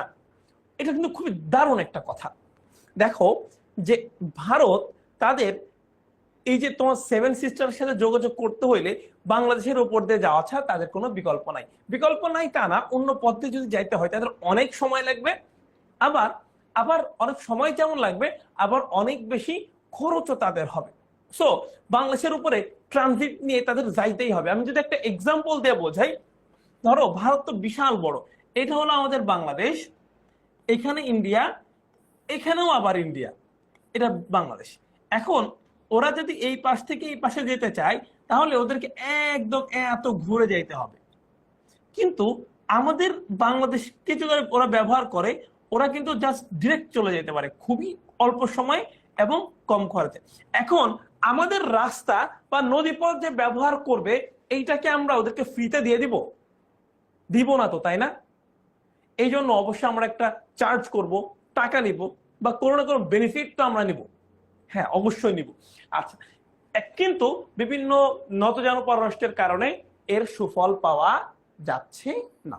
ওকে, বাংলাদেশের মানুষের অর্থনৈতিক জীবন ব্যবস্থা উন্নত করা, সুস্বাস্থ্য রক্ষা করা, নির্মাণ বায়ু ও শহরগুলোকে পানির ব্যবস্থা করা সহ জনজীবনকে গতিশীল রাখার ক্ষেত্রে নদ নদীর ভূমিকা দিন দিন বেড়েই চলছে। ওকে, উত্তর অঞ্চলে যেখানে নদী শুকিয়ে যাচ্ছে, ফসলের ক্ষতি হচ্ছে, জনজীবন হুমকির মুখে পড়তে যাচ্ছে, সে কারণে নদীর নাব্যতা রক্ষার জন্য জরুরি উদ্যোগ নেওয়া প্রয়োজন। তোমরা জানো আমাদের নদ নদী শুকিয়ে যাচ্ছে, এই জন্য জরুরি উদ্যোগ আমাদেরকে অবশ্যই নিতে হবে। বাংলাদেশের নগর গ্রামের জনজীবন অর্থনৈতিক ব্যবস্থা টিকে রাখতে হলে দেশের সকল নদ নদীকে বাঁচিয়ে রাখতে হবে। এই কারণেই দেশের পরিবেশবাদীরা নদী বাঁচাও, খুবই গুরুত্বপূর্ণ, নদী বাঁচাও জনসচেতনামূলক কর্মসূচি পালন করছে। ওকে, বাংলাদেশে অসংখ্য নদ নদী, খালবিল, হাওর বাওর থাকার পরেও কিছু অঞ্চলে পানির তীব্র অভাব, অঞ্চলভেদে পানির অভাবের কারণে পার্থক্য থাকলেও সাধারণ কতিপয় কারণে রয়েছে। আচ্ছা, বাংলাদেশের নদ নদী সমূহ উজান থেকে প্রচুর পানি আসে, এই পানিতে প্রচুর পলি থাকে। এই পলি নদীর তলদেশে জমা পড়ে, দীর্ঘদিন এভাবে পলি জমা হয়ে বেশ কিছু নদীর তলদেশ ভরাট হয়ে গেছে, ফলে এই নদীগুলোতে চর পড়ে যায়, পানির প্রবাহ কমে গিয়েছে। বুঝতে পারছো, নদীতে পলি মাটি জমতে জমতে নদীর তলা ভরাট হয়ে যাচ্ছে, ফলে আমাদের আর কিছুই করার থাকতেছে না। ওকে, তারপরে দেখো, তাছাড়া অনেক দিন বিলুপ্ত হয়ে গেছে, অনেক অনেক নদ নদী বিলুপ্ত হয়ে গেছে। উত্তরবঙ্গ, দক্ষিণবঙ্গের জেলাসমূহে এই ধরনের অসংখ্য নদী মৃত নদী হিসাবে পরিচিত হয়ে আছে। এই নদীগুলোর সজীবতা রক্ষা করতে মাঝে মধ্যে তলদেশে জমাকৃত পলি খনন করা প্রয়োজন। অর্থাৎ আমাদের যে নদীগুলো এখন আছে, সেই নদীগুলোকেও যদি আমরা মৃত্যু থেকে বাঁচাইতে চাই, তাহলে এর তলদেশগুলা খনন করতে হবে। আচ্ছা, তারপর হচ্ছে বাংলাদেশের নদী খনন করার উদ্যোগ তেমন জোরদার নয়, ফলে অনেক নদীর পানি প্রবাহ ও নব্যতা হ্রাস পেয়েছে। তবে স্মরণযোগ্য যে ঘন ঘন নদ নদী খননের তলদেশের প্রাণী ও উদ্ভিদের ক্ষতি হতে পারে। দেখো, আমরা যে নদীটাকে আবার খননও করব ঘন ঘন, এই জন্য কিন্তু প্রাণীদের ক্ষতি হবে। ওকে, তারপরে দেখো, বাংলাদেশের অনেক নদীর উৎপত্তি স্থল ভারত বেশ কিছু নদীতে বাদ দেওয়ায় বাংলাদেশের নদীগুলো শুষ্ক মৌসুমে পানির প্রবাহ কমে গেছে। এর ফলে এদেশের কোন কোন নদী যেমন তিস্তা, গঙ্গা, কপোতাক্ষ ইত্যাদি শুকিয়ে যাচ্ছে। ভারতের ফারাক্কা বাঁধ নির্মাণের ফলে দেশের উত্তর পশ্চিমাঞ্চলে ভয়াবহ সমস্যার সম্মুখীন হয়েছে। ওকে, আশা করি তোমরা বুঝতে পারতেছো যে ভারত আমাদের এখানে বলছে কিছু কিছু, কিন্তু আসলে বাস্তবিক অর্থে কিছু কিছু না, অধিকাংশ নদীতেই ভারত বাদ দিয়ে রেখেছে, এবং এই পানিগুলো তারা যাচ্ছে তাই ভাবে ব্যবহার করতেছে। এই পানিগুলো তোরা কি করে দেখো, কত বড় বদমাইশি করে দেখো, যে আমাদের যখন পানির প্রয়োজন নাই, যখন বর্ষাকাল, এমনি তো আমাদের এই দেশটা হচ্ছে একটু ঢালু, অর্থাৎ ভারতের চাইতে নিচু জায়গায় অবস্থিত। যখন আমাদের পানি নাই, যখন আমাদের এই বাংলাদেশের যে নদ নদী আছে, এই পানিগুলো আমরা কোথায় রাখবো আমরা খুঁজে পাচ্ছি না, আমাদের কোনো উপায় খুঁজে পাচ্ছি না। এই পানিতেই যখন আমাদের দেশের বিভিন্ন স্থান তলিয়ে যাচ্ছে, বন্যা হচ্ছে, ঠিক তখনই ভারত কি করবে জানো? সবগুলা বাদ ছেড়ে দেবে, আমাদের দেশের অবস্থা হয়ে যাবে খারাপ। আবার দেখো, যখন গ্রীষ্মকাল, আমাদের মাঠ ঘাট একদম ফেটে চৌচির হয়ে গেছে, যখন আমাদের ক্ষেতের জন্য কৃষকরা পানি পর্যন্ত পাইতেছে না ভাইয়া, তখন কি করতেছে, তারা এই ফারাক্কা বাঁধটা বন্ধ করে দিচ্ছে। অর্থাৎ আমাদের এই দেশে আর কোনো ধরনের পানি প্রবেশ করতে পারতেছে না। তাহলে দেখো, যেখান থেকে পানি আসতেছে, উৎপত্তি স্থল থেকে যদি পানি না আসে, সেটাকে যদি আটকে দেওয়া হয়, তাহলে আমাদের দেশের এই নদীগুলো তো মরে যাবে, তাই না বলো? এই জন্য উচিত দেশ সরকার যারা আছে, দেশের সরকার যারা আছে, তাদেরকে অবশ্যই অবশ্যই অনেক বেশি গুরুত্বপূর্ণ উদ্যোগ নিতে হবে। আমাদের এই কাজগুলো করার জন্য আমাদেরকে আন্তর্জাতিক মহলের দৃষ্টি আকর্ষণ করতে হবে। ওকে, তারপরে চলো, পদ্মা সহ উত্তর অঞ্চলের সব নদীতে নেতিবাচক প্রভাব পড়ছে, তোমরা এগুলো সবাই জানো। তারপরে আমরা একটু দেখি, একটা কাজ আছে, এই কাজ তোমরা করে নিবা। এবার চলো আমরা পরবর্তী যেই ব্যাপারটা আছে সেই ব্যাপারটাতে চলে যাব। তবে একটু তোমাদেরকে জিজ্ঞাসা করে নেই যে এতক্ষণ পর্যন্ত তোমরা যা যা পড়লা সবকিছু একদম ক্লিয়ারলি বুঝতে পারতেছো কিনা। ওকে, বাংলাদেশের অঞ্চল ভেদে পানির অভাবের কারণ, প্রভাব ও সমাধানের পদক্ষেপ, অর্থাৎ কিভাবে আমরা এইগুলা সমস্যা করব। সেচ সহ নানা কাজে কোন না কোন নদী থেকে পাম্প দিয়ে প্রচুর পরিমাণ পানি উত্তোলনের ফলে মূল নদী আশঙ্কাজনকভাবে কমে যাচ্ছে। অর্থাৎ সেচের জন্য আমরা এত বেশি পানি নিচ্ছি যে মূল নদীর পানি কমে যাচ্ছে, ফলে নদী তার স্বাভাবিক গতি ও রূপ হারাতে বাধ্য হয়। নিয়ম নীতি না মেনে নদীর উপর দিয়ে যত্রতত্র ব্রিজ, কালভার্ট, বাঁধ ইত্যাদি নির্মাণের ফলে অনেক নদী শুকিয়ে যাচ্ছে। বাংলাদেশের গ্রীষ্ম ও শীতকালে নদীতে পানির প্রবাহ কমে যাওয়ায় নদী ধীরে ধীরে তার নাব্যতা হারিয়ে ফেলছে। ফলে বাংলাদেশের সমাজ, অর্থনীতি ও জনজীবন দারুণভাবে ক্ষতিগ্রস্ত হচ্ছে। বাংলাদেশের অনেক নদ নদী শুকিয়ে যাওয়ার কারণে কৃষি, বাণিজ্য, মৎস্য চাষ, যাতায়াত বন্ধ হয়ে যাচ্ছে। ফলে নদীর তীরে গড়ে ওঠা বসতির জীবন ও জীবিকার সন্ধানে তোমার তোমার সবকিছু গুটিয়ে অন্য জায়গায় চলে যেতে হচ্ছে। শুষ্ক মৌসুমে ও শীতকালে নদী শুকিয়ে যাচ্ছে, গেলে মাছের অভাব দেখা যাচ্ছে। ফলে পর্যাপ্ত পরিমাণ আমিষের অভাবে পুষ্টিহীনতা দেখা দিতে পারে। আবার বর্ষাকালে পানি প্রবাহ বৃদ্ধির চাপে ঘর বাড়ি ভাঙতে পারে, মানুষজন পৈতৃক ভিটা হারিয়ে নিঃস্ব হয়ে যেতে পারে। ওকে, তারপরে দেখি চলো, নদী প্রবাহ হারলে দীর্ঘদিন ধরে নদীকে কেন্দ্র করে যেসব পেশার মানুষ জীবন জীবিকা নির্বাহ করে, তাদের জীবনের অভাব অনটন তাদের জীবনে অভাব অনটন সৃষ্টি হতে পারে। যেমন আমরা দেখেছি যে বাংলাদেশের অধিকাংশ যেই কি বলে এলাকাগুলো, সেগুলো কিন্তু নদীভিত্তিক ভাবেই গড়ে উঠেছে।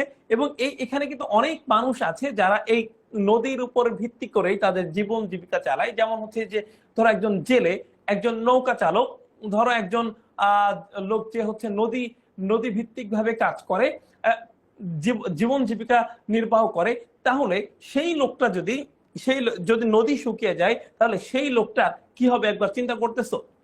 আচ্ছা, তারপরে দেখো, আমাদের এসব নদীকে বাঁচাতে হবে। এই জন্য নদী নিয়মিত খনন করা, নদীর উপরে অপ্রয়োজনীয় বাঁধ, পুল, কালভার্ট নির্মাণ না করা, পানির প্রবাহ ঠিক রাখা এবং জলধার ঠিকঠাক মতো রাখা। বাংলাদেশের যাতায়াত ব্যবস্থা, জলবিদ্যুৎ ও বাণিজ্যের ক্ষেত্রে নদীপথের ভূমিকা উল্লেখযোগ্য। এটা কিন্তু খুবই গুরুত্বপূর্ণ। এগুলা থেকে কিন্তু তোমাদের কি বলে সৃজনশীলে গ এবং ঘ নাম্বারের প্রশ্ন আসবে। দেখো, নদীমাতৃক দেশে যাতায়াত ও পরিবহনের ব্যবস্থার একটি উল্লেখযোগ্য অংশ এই নদী বহন করছে। অর্থাৎ আমাদের দেশে যাতায়াতের ক্ষেত্রে নদী খুবই গুরুত্বপূর্ণ একটা ভূমিকা পালন করে থাকে। যেমন তোমরা যদি ঈদের সময় দেখো যে বরিশালে কি পরিমাণ মানুষ লঞ্চে যাচ্ছে, চাঁদপুরে কি পরিমাণ মানুষ লঞ্চে যাচ্ছে। এছাড়াও বিভিন্ন জায়গায় যে গুরুত্বপূর্ণ জায়গাগুলোতে এখনো লঞ্চ ব্রিজ নির্মাণ হয় নাই, সেগুলোতেও দেখবা, যেমন এই আরচা ঘাট আছে, গোয়ালন্দ ঘাট আছে, আরো বিভিন্ন জায়গা আছে যেখানে কিন্তু আমাদের এই ফেরি দিয়ে পারাপার হইতে হচ্ছে। সো এই নদীটা আমাদের যাতায়াতের জন্য খুবই গুরুত্বপূর্ণ। পদ্মা, মেঘনা, যমুনা, কর্ণফুলী, সুরমা, কীর্তনখোলা, করতা, তিতাস, কুশিয়ারা, মাতামুহুরী, আত্রাই, মধুমতি, গড়াই ইত্যাদি নদী যাত্রী পরিবহন সেবায় বড় ধরনের ভূমিকা পালন করে থাকে। নদীপথকে সকলে আরামদায়ক পথ বলে বিবেচনা করে থাকে। অর্থাৎ নদী পথের যে জার্নি, এটা কিন্তু একদমই কষ্টদায়ক না। তোমার জার্নি মনেই হবে না, মনে হবে যে তুমি বাসায় ঘুমাইতে ঘুমাইতে চলে গেছো। আচ্ছা, এদেশে নদীপথের দৈর্ঘ্য প্রায় ৯,৮০০ কিলোমিটার, এর মধ্যে 3865 কিলোমিটার পথে বছরে সবসময় নৌযান চলাচল করতে থাকে। অর্থাৎ 9833 কিলোমিটারের মধ্যে 3800 কিলোমিটারের ভিতরে সবসময় নৌযান চলাচল করতে থাকে। বাংলাদেশের নদীপথে নৌকা, লঞ্চ, স্টিমার, নৌ ট্রাক ইত্যাদি পরিবহন লক্ষ লক্ষ মানুষ গন্তব্যে পৌঁছাতে সক্ষম হচ্ছে। আমরা যাতায়াতের ব্যাপারটা বুঝলাম। এবার আসো জলবিদ্যুৎ। নদী ও জলপ্রপাতের পানির বেগ ব্যবহার করে টারবাইন যন্ত্রের সাহায্যে যে বিদ্যুৎ উৎপাদন করা হয় তাকে জলবিদ্যুৎ বলা হয়। এটা কিন্তু ক নাম্বারে একটা প্রশ্ন আসতে পারে, জলবিদ্যুৎ কাকে বলে? সবাই একটু দেখে নাও। এটি নবায়নযোগ্য প্রাণী সম্পদ। বাংলাদেশের পার্বত্য অঞ্চলের চট্টগ্রামের কাপ্তাই নামক স্থানে কর্ণফুলী নদীতে গতিপথে বাদ দিয়ে পাকিস্তান আমলে প্রথম জলবিদ্যুৎ উৎপাদন শুরু করা হয়। এর চেয়ে কম খরচ সবচেয়ে, অর্থাৎ এই বিদ্যুৎ কেন্দ্রে কিন্তু বাংলাদেশের যতগুলো বিদ্যুৎ কেন্দ্র আছে এর মধ্যে সবচেয়ে কম খরচে এই বিদ্যুৎ কেন্দ্রে আমরা তোমার বিদ্যুৎ উৎপাদন করতে পারি। বর্তমান বিশ্বে গ্যাস, তেল বা পারমাণবিক চুল্লি, তিনটা গ্যাস, তেল বা পারমাণবিক চুল্লি ব্যবহারের মাধ্যমে যে বিদ্যুৎ উৎপাদন করা হয় তার খরচ অনেক বেশি, সেই তুলনায় জল বিদ্যুৎ খরচ অনেক কম। সে কারণে বাংলাদেশের নদী সম্পদ ব্যবহার করে বিদ্যুৎ উৎপাদন বৃদ্ধি করা বাংলাদেশের অর্থনীতির জন্য লাভজনক। তবে এ ধরনের পাহাড়ি নদী থেকে জলবিদ্যুৎ উৎপাদন করা যায় সেরকম পাহাড় ও নদী দেশে খুব বেশি একটা নাই। অর্থাৎ যে যে ধরনের নদীতে এই বিদ্যুৎ কেন্দ্র স্থাপন করা যায় সেই ধরনের নদী বা পাহাড় বাংলাদেশে খুব বেশি একটা নেই, ফলে বাংলাদেশে জলবিদ্যুৎ উৎপাদনের সুযোগ খুবই কম। আচ্ছা, ওকে, এই যে তোমরা এখানে এইটা দেখতে পারতেছো যে তোমার যাতায়াত ও জলবিদ্যুৎ ও বাণিজ্যের ক্ষেত্রে বাংলাদেশের নদীর ভূমিকা কতটা গুরুত্বপূর্ণ। এবার দেখো বাণিজ্যের ক্ষেত্রে আমরা বলবো, বাংলাদেশের অভ্যন্তরীণ নৌপথে দেশের মোট বাণিজ্যিক মালামালের 75%, অর্থাৎ এই নদীপথ যত মালামাল বাংলাদেশের এক জায়গা থেকে আরেক জায়গায় যায় এর মধ্যে 75% এই তোমার নদীপথ দিয়ে হয়। এখন বহুমুখী পণ্যবাহী জাহাজের সংখ্যাও দিন দিন বৃদ্ধি পাচ্ছে। দেশের প্রায় সব নদীপথেই সরকারি বেসরকারি উদ্যোগে লক্ষ লক্ষ টন মালামাল পরিবহন করা হয়ে থাকে, ফলে সকল প্রকার অস্থিতিশীলতার মধ্যেও নির্বিঘ্নে জাহাজ ও নৌযান পণ্য পরিবহন করা যায়। বর্ষাকালে বেশিরভাগ পণ্যই নৌপথে পরিবহন করা হয়, তবে শুষ্ক মৌসুমে নদীর নাব্য হ্রাস পাওয়ার কারণে কোনো কোনো নদীতে জাহাজ চলাচল সীমিত হয়ে আসছে। দেশের কৃষি, শিল্প ও মৎস্য সম্পদের বিকাশ ঘটাতে নৌ পরিবহনের কোনো বিকল্প নাই। সকল সরকারি বেসরকারি প্রতিষ্ঠান এবং ও সংস্থাকে বাংলাদেশের নৌ বাণিজ্যকে গতিশীল রাখার জন্য সুদূর প্রসারী পরিকল্পনা প্রণয়ন ও বাস্তবায়নে এগিয়ে আসতে হবে। তাহলে বাংলাদেশের নদীর সর্বোচ্চ ব্যবহার ঘটিয়ে বা দ্রুত অর্থনৈতিক সমৃদ্ধি অর্জন করতে পারবে। আশা করি তোমরা বুঝতে পারছো। আমাদের 5.1 কিন্তু ইতিমধ্যে শেষ। আমি আশা করি তোমাদেরকে বুঝাইতে পারছি যে আমাদের এটা কতটা গুরুত্বপূর্ণ, আমাদের নদ নদী আমাদের জীবন জীবিকার জন্য কত গুরুত্বপূর্ণ। সহজ এক কথায় যদি আমি তোমাদেরকে বলি, এই নদী যদি না বাঁচে বাঁচবে না আমার দেশ, এই নদী যদি না বাঁচে বাঁচবে না আমার জাতি, এই নদী যদি না বাঁচে এ দেশে আমি, তুমি, আমরা কেউ আর সুস্থ স্বাভাবিক জীবন যাপন করতে পারবো না।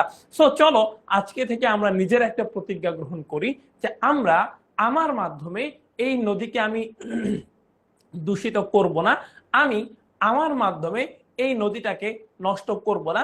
আর যেমন দেখো, আমি একটা প্লাস্টিকের বোতল যখন রাস্তায় ফেলছি, এই বোতলটা আলটিমেটলি কোথায় যাচ্ছে বলতো?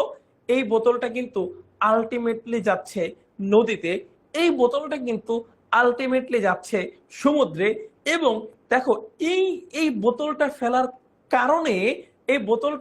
কারণে কিন্তু আলটিমেটলি আমি, তুমি, আমরাই আবার এফেক্টেড হচ্ছি। সো চলো আজকে থেকে আমরা প্রতিজ্ঞা করি এই নদীকে আর নষ্ট করব না, আমরা এই পরিবেশের দূষণ করব না, আমরা সুস্থ স্বাভাবিক একটি নগরী গড়ে তুলবো ইনশাআল্লাহ। চলো আমরা এবার যাই হচ্ছে পরিচ্ছেদ 2, বাংলাদেশের প্রাকৃতিক সম্পদ। প্রকৃতি থেকে প্রাপ্ত সম্পদকে প্রাকৃতিক সম্পদ বা ন্যাচারাল রিসোর্স বলে। আমরা প্রকৃতি থেকে যে সম্পদগুলো পাই, যেমন মাটি, পানি, বনভূমি, সৌরতাপ, মৎস্য, খনিজ ইত্যাদি প্রাকৃতিক সম্পদ। অর্থাৎ মাটি থেকে আমরা যে আমরা যে আমরা মাটি থেকে বলছি না, আমি বলছি হচ্ছে ন্যাচারাল রিসোর্স, বা হচ্ছে আমরা প্রকৃতি থেকে যে সম্পদগুলো পাই সেগুলোকে আমরা প্রাকৃতিক সম্পদ বলছি, যেমন হচ্ছে মাটি, পানি, বনভূমি, সৌরতাপ, মৎস্য, খনিজ ইত্যাদি ইত্যাদি। আচ্ছা, এবার দেখো বাংলাদেশ সহ দক্ষিণ এশিয়ার দেশ ভারত, মিয়ানমার ও নেপালের প্রাকৃতিক সম্পদ প্রায় একই রকম বলা যায়। নিম্নে এসব প্রাকৃতিক সম্পদের বিবরণ দেওয়া হলো। কৃষি সম্পদ। দেখো, দক্ষিণ এশিয়ার দেশ ভারত, বাংলাদেশ, মিয়ানমার এবং নেপালের বৈশিষ্ট্যের দিক দিয়ে এরা হচ্ছে কৃষি প্রধান। এই অঞ্চলের ভূপ্রকৃতি, জলবায়ু, মাটি, নদ নদীর উপর নির্ভর করে এবং কৃষকগণ সেখানকার কৃষি সম্পদ উৎপাদন করে। কৃষি উৎপাদন একটি সুনির্দিষ্ট মাত্রা এবং তাপমাত্রা ও বৃষ্টিপাতের দরকার হয়। এই জন্য অঞ্চল ভেদে কৃষি ও উৎপাদনের তারতম্য ঘটে। অত্যন্ত শীতল জলবায়ুর কারণে কিংবা বৃষ্টিপাতের অভাবে ভারতে কয়েকটি অঞ্চলে শস্য উৎপাদনে ব্যাঘাত ঘটে।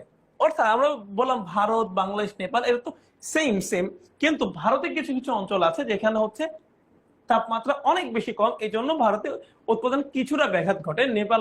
হিমালয়ের পদদেশে শস্য উৎপাদন সীমিত আকারে হয়, অর্থাৎ ওখানে নেপালের যে হিমালয় আছে সেই হিমালয়ের ঠান্ডার কারণে কিন্তু সেখানে শস্য উৎপাদন কম হয়। অথচ ভারতের পশ্চিমবঙ্গ ও বাংলাদেশ, মিয়ানমারের নদী বিধৌত উর্বর অঞ্চলে ধান, গম সহ কৃষিজ পণ্য বছরে কয়েকবার উৎপাদন করা সম্ভব। তাহলে চিন্তা করো আমরা কতটা ব্লেসিং একটা অঞ্চলে আছি। এবার দেখো, বাংলাদেশের ধান, আলু ও পাটের উৎপাদন ব্যাপক হয়। ভারতের পূর্ব অঞ্চলে, বাংলাদেশের উত্তরে ও পূর্ব অঞ্চলের পাহাড়ে চা উৎপাদন হচ্ছে। তাহলে চা কোথায় উৎপাদন হচ্ছে এটা কিন্তু গুরুত্বপূর্ণ, বাংলাদেশের উত্তর পূর্ব অঞ্চলের পাহাড়ে। আচ্ছা, এবার গম, ভুট্টা, সরিষা ইত্যাদি ফলনও বেশ ভালো হয়। এই অঞ্চলে কৃষিপণ্য উৎপাদনের পেছনে মাটির গুণাগুণ গুরুত্বপূর্ণ ভূমিকা পালন করে থাকে। ভারত ও মিয়ানমারের তুলা, চাল, ডাল, মরিচ উৎপাদন বেশ ভালো। আচ্ছা, ওকে, এবার আসলে বন সম্পদ। জলবায়ুগত অবস্থার সঙ্গে বনজ সম্পদের সম্পর্ক খুবই ঘনিষ্ঠ। বাংলাদেশ ও দক্ষিণ এশিয়ার দেশ ভারত, মিয়ানমার ও নেপালের মধ্যে জলবায়ুগত তারতম্য রয়েছে। উষ্ণ ও আর্দ্র জলবায়ু অঞ্চলে সারা বছর প্রচুর বৃষ্টিপাত হয় বলে সেখানে নিবিড় ও বড় বড় অরণ্য বেড়ে উঠেছে। এই জন্যই বাংলাদেশের পার্বত্য চট্টগ্রাম, ভারতের পূর্ব অঞ্চল এবং মিয়ানমারের উত্তর অঞ্চলে চিরহরিত অঞ্চল সৃষ্টি হয়েছে। অর্থাৎ এই যে বাংলাদেশ এবং ভারত, এই দেশগুলোতে কিছু অঞ্চল আছে যে অঞ্চলগুলোতে অনেক অধিক মাত্রায় বৃষ্টি হয় বলে, সেই সহজ কথায় বলতেছি যে বাংলাদেশ, ভারত এবং মিয়ানমারের কিছু অঞ্চল আছে যে অঞ্চলগুলোতে অধিক মাত্রায় বৃষ্টি হয় বলে সে অঞ্চলগুলোতে বড় বড় বন সৃষ্টি হয়েছে এবং সেই বনগুলাকে কি বলে, চিরহরিত বলে। কি বলে? চিরহরিত বা চির সবুজ বন বলা হয়। এবার হচ্ছে মৎস্য সম্পদ। যে কোনো দেশের মৎস্য সম্পদের সাথে সরাসরি ভূপ্রকৃতি এবং জলবায়ুর সম্পর্ক রয়েছে। গুরুত্বপূর্ণ একটা এমসিকিউ যে তোমার মৎস্য সম্পদের সাথে ভূপ্রকৃতি এবং জলবায়ুর সম্পর্ক রয়েছে। বাংলাদেশের বৃষ্টিপাত, নদ নদী, পানি প্রবাহ, খাল, বিল, হাওড়, পুকুর ইত্যাদিতে পানি থাকায় দেশটি মৎস্য সম্পদে সমৃদ্ধ বলে পরিচিত। যেমন একটা কথা বলে না, মাছে ভাতে বাঙালি। আমরা মাছে অনেক বেশি সমৃদ্ধ, মাছে এবং কৃষিতে, অর্থাৎ নদ নদীতে এবং কৃষিতে আমরা অনেক বেশি সমৃদ্ধ বলেই কিন্তু এই কথা হয়েছিল।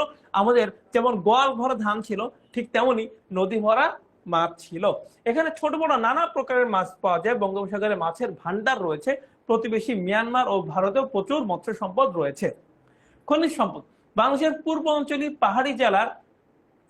পাহাড়ি জেলাসমূহের মাটির নিচে গ্যাস ও তেল রয়েছে এবং উত্তর অঞ্চলে কয়লা, চুনা পাথর সহ নানা ধরনের মূল্যবান খনিজ পদার্থের সন্ধান পাওয়া গেছে।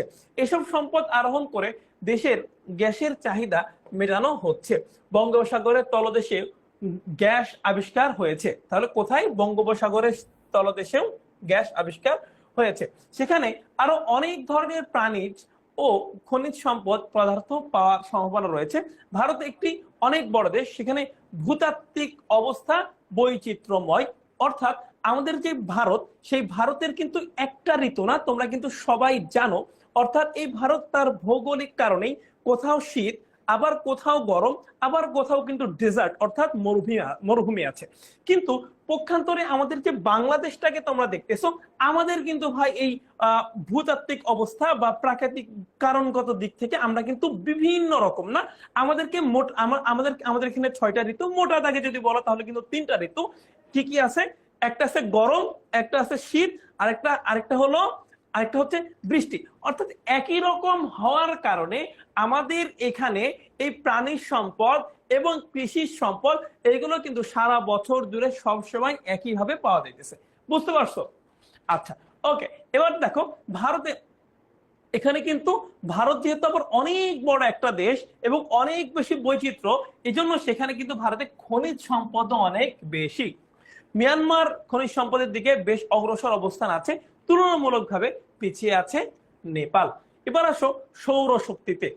নিরক্ষীয় নিম্ন অক্ষাংশ অঞ্চলে সূর্য বছরে প্রায় সব সময় লম্বভাবে কিরণ দেয়। আচ্ছা, বাংলাদেশ সহ দক্ষিণ এশিয়ার অপরাপর দেশগুলো নিরক্ষীয় বা ক্রান্তীয় অঞ্চলে অবস্থিত হওয়া এই দেশে প্রচুর সৌরশক্তি পেয়ে থাকে। এই অঞ্চলের দেশগুলোতে তাপমাত্রা কখনো নিম্ন পর্যায়ে নামে না, মানে একদম -ডিগ্রি হয়ে যায় না। ফলে সূর্যের আলো ছাড়া অন্ধকারে বসবাস করতে হয় না। অর্থাৎ আমাদের এই দেশে সৌরশক্তি পাওয়ার যে সম্ভাবনা, সেইটাও কিন্তু অনেক অনেক বেশি। তোমরা সেটা বুঝতে পারছো। তারপরে দেখো, ইউরোপ ও আমেরিকার মহাদেশের বেশ কিছু দেশে সূর্য বছরের কয়েক মাস বাঁকা ভাবে কিরণ দেয়। কখনো কখনো সূর্য প্রায় দেখাই যায় না। সে কারণে সেসব দেশের রাষ্ট্র ও জনগণ ঘর বাড়ি বসবাসের জন্য উপযোগী রাখতে প্রচুর জ্বালানি ব্যয় করতে হয়। অর্থাৎ অনেক বেশি শীত যেহেতু, সো এই ঘরকে তো গরম করতে হবে, এই জন্য তারা তোমার রুম হিটার ব্যবহার করে, মানে বিভিন্ন ধরনের সামগ্রী তারা ব্যবহার করে এই তাদের বসবাসের উপযোগী রাখতে তাদের পরিবেশকে। আমাদের এই অঞ্চলের দেশগুলো তা করতে হয় না। আমরা প্রকৃতি থেকে সূর্যের যে আলো অনায়াসে লাভ করি, তা অনেক মূল্যবান সৌর সম্পদ। আধুনিক প্রযুক্তি ব্যবহারের মাধ্যমে এই সম্পদ দিয়ে আমরা আমাদের বিদ্যুতের চাহিদা পূরণ করতে পারি। আমাদের খাদ্য, চিকিৎসা, বাসস্থান সহ নানা ক্ষেত্রে সৌরশক্তিকে ব্যবহার করে বাংলাদেশের উন্নতি লাভ করা যথেষ্ট সম্ভাবনা আছে। আচ্ছা, ওকে, এখানে এই হচ্ছে আমাদের কাজ। এরপরে আমরা যাব পানি সম্পদ ব্যবস্থাপনার ক্ষেত্রে। দেখো, মানুষ সহ জীব জগতের অস্তিত্বের জন্য পানির ভূমিকা অত্যন্ত গুরুত্বপূর্ণ। তাই তো বলা হয় পানির অপর নাম জীবন। চিন্তা করো তো, আমি সূরা মুলকের একটা আয়াত পড়ছিলাম, যে ওখানে বলতেছে যে আপনি বলুন যে যদি আমাদের যে পানিগুলো আছে সেগুলো যদি সবগুলো হারায় যায় বা মাটির নিচে চলে যায়, এমন নিচে যেখান থেকে আর উত্তোলন করা সম্ভব হচ্ছে না, তাহলে এই প্রবাহমান পানি আমাদেরকে আর কে এনে দিবে? তাহলে চিন্তা করো, এই পানিটা কিন্তু আমাদের জন্য খুবই গুরুত্বপূর্ণ। এই পানি ছাড়া আমাদের কিন্তু বেঁচে থাকাও প্রায় অসম্ভব হয়ে যাবে। আচ্ছা, এবার দেখো, তাই পানি অত্যন্ত মূল্যবান সম্পদ। কৃষি ও শিল্পের বিকাশে পানির ব্যবহার অপরিহার্য। বৃষ্টি থেকে পর্যাপ্ত পানি পাওয়া গেলেও শীত ও গ্রীষ্মকালে পানির অভাব হলে কৃষি, শিল্প ও জীবনযাপন সংকটাপন্ন হয়ে ওঠে। সে কারণে সারা বছর পানির প্রাপ্তি, প্রবাহ ও বন্টন নিশ্চিত রাখতে এই সম্পদ ব্যবস্থাপনা নিশ্চিত করতে হয়। পানির পরিকল্পিত প্রাপ্যতা ও ব্যবহারকে পানি ব্যবস্থাপনা বলা হয়। সাধারণত কঠিন, তরল ও বাষ্পকারে পানি থাকে। শীত ও শুষ্ক মৌসুমে পানির প্রাপ্তি নিশ্চিত করতে নদ, নদী, খাল, পুকুর, হাওর, বিলে পরিকল্পিতভাবে পানি ধরে রাখার ব্যবস্থা করার মাধ্যমে পানি সম্পদ ব্যবস্থাপনা করা যায়। আধুনিক কালে পানি সম্পদকে মানুষের কল্যাণে ব্যয় করার জন্য এর উপরে সর্বাধিক গুরুত্ব দেওয়া হচ্ছে। নতুবা সম্পদের অপব্যবহার, দুষ্প্রাপ্যতা ও রাসায়নিকরণের কারণে পরিবেশ বিপর্যয় এবং জীব জগতের অস্তিত্ব বিপন্ন হতে পারে। ওকে, আশা করি তোমরা বুঝতে পারছো। অনেকক্ষণ ধরে তোমাদেরকে জিজ্ঞাসা করা হচ্ছে না কি অবস্থা তোমাদের। এই যে আমরা যে পানি সম্পদ পড়লাম, এগুলো তোমরা সবাই বুঝতে পারতেছো কিনা ভাইকে একটু জানিয়ে দাও যে হ্যাঁ ভাইয়া আমি বুঝতে পেরেছি, অথবা আমাকে বলো যে হ্যাঁ ভাইয়া আমি বুঝতে পারিনি। ঝটপট করে আমাদেরকে বলে দাও। আচ্ছা, বাংলাদেশের পানি ও খাদ্য নিরাপত্তায় পানি ব্যবস্থাপনার গুরুত্ব, জনসম্পৃক্ততা। বাংলাদেশ পৃথিবীর সবচেয়ে ঘনবসতিপূর্ণ একটি দেশ। এতে মানুষের খাদ্য, পানি ও অন্যান্য নিরাপত্তা বিধান করা বেশ কঠিন। তাই জনসংখ্যার দিক থেকে জনসংখ্যা বৃদ্ধির সঙ্গে তাল মিলিয়ে চলা খুবই কঠিন হয়ে উঠেছে। দিন দিন এদেশের ভূমি, পানি, খাদ্য ব্যবস্থাপনা নানা সমস্যা বৃদ্ধি পাচ্ছে। যদিও স্বাধীনতার 55 বছরে জনসংখ্যা দ্বিগুণের বেশি বাড়ছে এবং খাদ্য উৎপাদন 3 গুণ বৃদ্ধি পেয়েছে। অর্থাৎ আমাদের এই স্বাধীন জনগোষ্ঠী স্বাধীনতার পর থেকে আমাদের জনসংখ্যা কিন্তু দ্বিগুণের চাইতেও বেশি বেড়েছে এবং খাদ্য উৎপাদন বৃদ্ধি পেয়েছে 3 গুণ। ওকে, এজন্য এদেশে তেমন খাদ্য সংকট নেই, কিন্তু পানি দূষণ ও দুষ্প্রাপ্যতা যেভাবে বেড়ে চলেছে তাতে খাদ্য উৎপাদন ব্যাহত হওয়ার আশঙ্কা রয়েছে। সেজন্য এদেশে পানি সম্পদ সুষ্ঠু ব্যবস্থাপনার মাধ্যমে জনগণের খাদ্য নিরাপত্তা স্থায়ী সমাধান সকলকে কাজ করতে হবে। পানি ব্যবস্থাপনার জন্য যে উদ্যোগগুলো নিতে হবে, অর্থাৎ আমরা পানিকে যদি ঠিক রাখতে চাই, পানি ব্যবস্থাপনা ঠিকঠাক ভাবে করতে চাই, তাহলে আমাদেরকে যে কাজগুলো করতে হবে, এক, পরিবেশ সংরক্ষণ করতে হবে। সহজ কথায় আমাদের খাল, বিল, হাওর বাওর যা আছে সেগুলো কিন্তু রক্ষা করতে হবে। স্থানীয় জনগণ, শিক্ষক, শিক্ষিক এবং নাগরিক সমাজ, প্রশাসন সবাই মিলে একত্রভাবে কাজ করতে হবে। এক কথায় পরিবেশ সংরক্ষণ করতে হবে।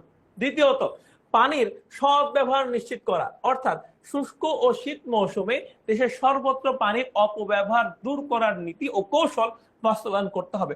অর্থাৎ আমাদের এই গ্রীষ্মকালে আর শীতকালে, অর্থাৎ যখন আমাদের দেশে পানি কম থাকবে তখন যেন কেউ এই পানিকে বেশি মাত্রায় নিজের জন্য ব্যবহার করতে না পারে, বরং আমরা এমন একটা কৌশল অবলম্বন করব যার ফলে সারা দেশে সবার মানুষের মধ্যে এই পানি সুষ্ঠুভাবে বাস্তবায়ন হবে। আচ্ছা, এবার নদ নদীর নাব্যতা সংকট দূর করা। আচ্ছা, নদ নদীর নাব্যতা সংকট দূর করা। আচ্ছা, বাই দ্য ওয়ে, এগুলো কিন্তু ঘ নাম্বারের জন্য খুবই গুরুত্বপূর্ণ প্রশ্ন। দেশের নদ নদীগুলা পলি পড়ে ভরাট হয়ে যাচ্ছে। প্রায় প্রতি বছর দেশের বিভিন্ন অঞ্চলে বন্যা কবলিত হয়ে পানি দূষিত হয়। এটি থেকে পরিত্রাণের জন্য প্রয়োজনীয় প্রতিরোধ ব্যবস্থা, যেমন বন্যা নিয়ন্ত্রণের দিকে নজর দিতে হবে।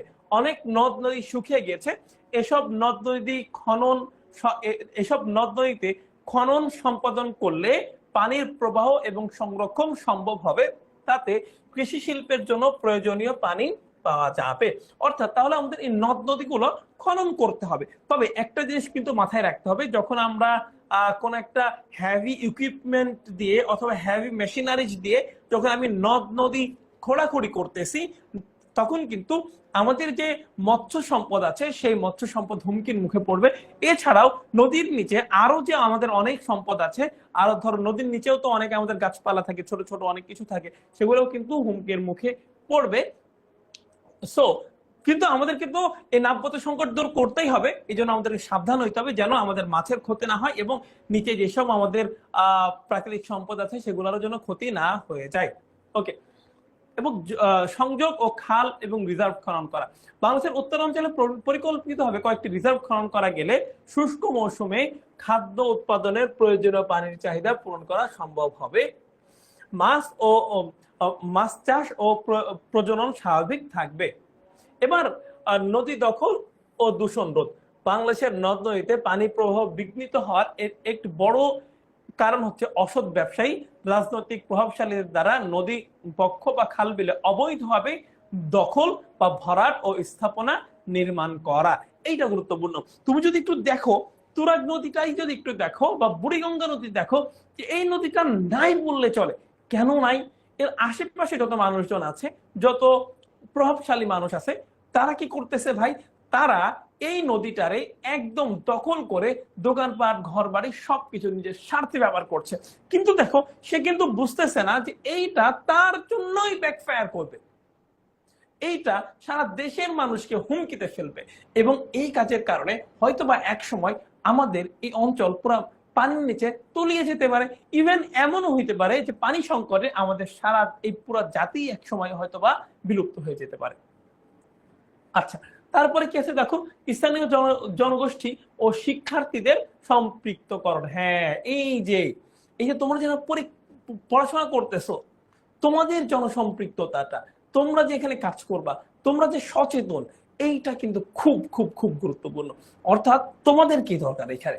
দেখো এখানে কি করতে হবে, শিক্ষার্থীরা সমাজের প্রধান সক্রিয় শক্তি, তাই স্থানীয় জনগোষ্ঠী শিক্ষার্থীরা পানি দূষণ রোধ, পানি ব্যবস্থাপনা তথা পানির সর্বোচ্চ ব্যবহার নিশ্চিত করায় ভূমিকা পালন করতে হবে। এক্ষেত্রে শিক্ষার্থী এবং শিক্ষক বৃন্দ জনসম্পৃক্ততা জনসচেতনতা বৃদ্ধির মাধ্যমে পানি ও পরিবেশের ভূমিকা পালন করতে হবে। আমি একটা জিনিস বিশ্বাস করি যে আমাদের এই দেশে যতগুলো বড় বড় কাজ হয়েছে, যতগুলো বড় বড় আন্দোলন হয়েছে, একদম ভাষা আন্দোলন সেটা শিক্ষার্থীরা করছে, আমাদের মুক্তিযুদ্ধ এখানে শিক্ষার্থীদের বড় একটা ভূমিকা আছে।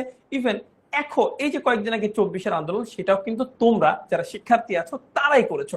সো তোমরা যদি কোনো একটা ব্যাপার সিরিয়াসলি নিয়েছো, সো সেই জিনিসটা তখন হবেই।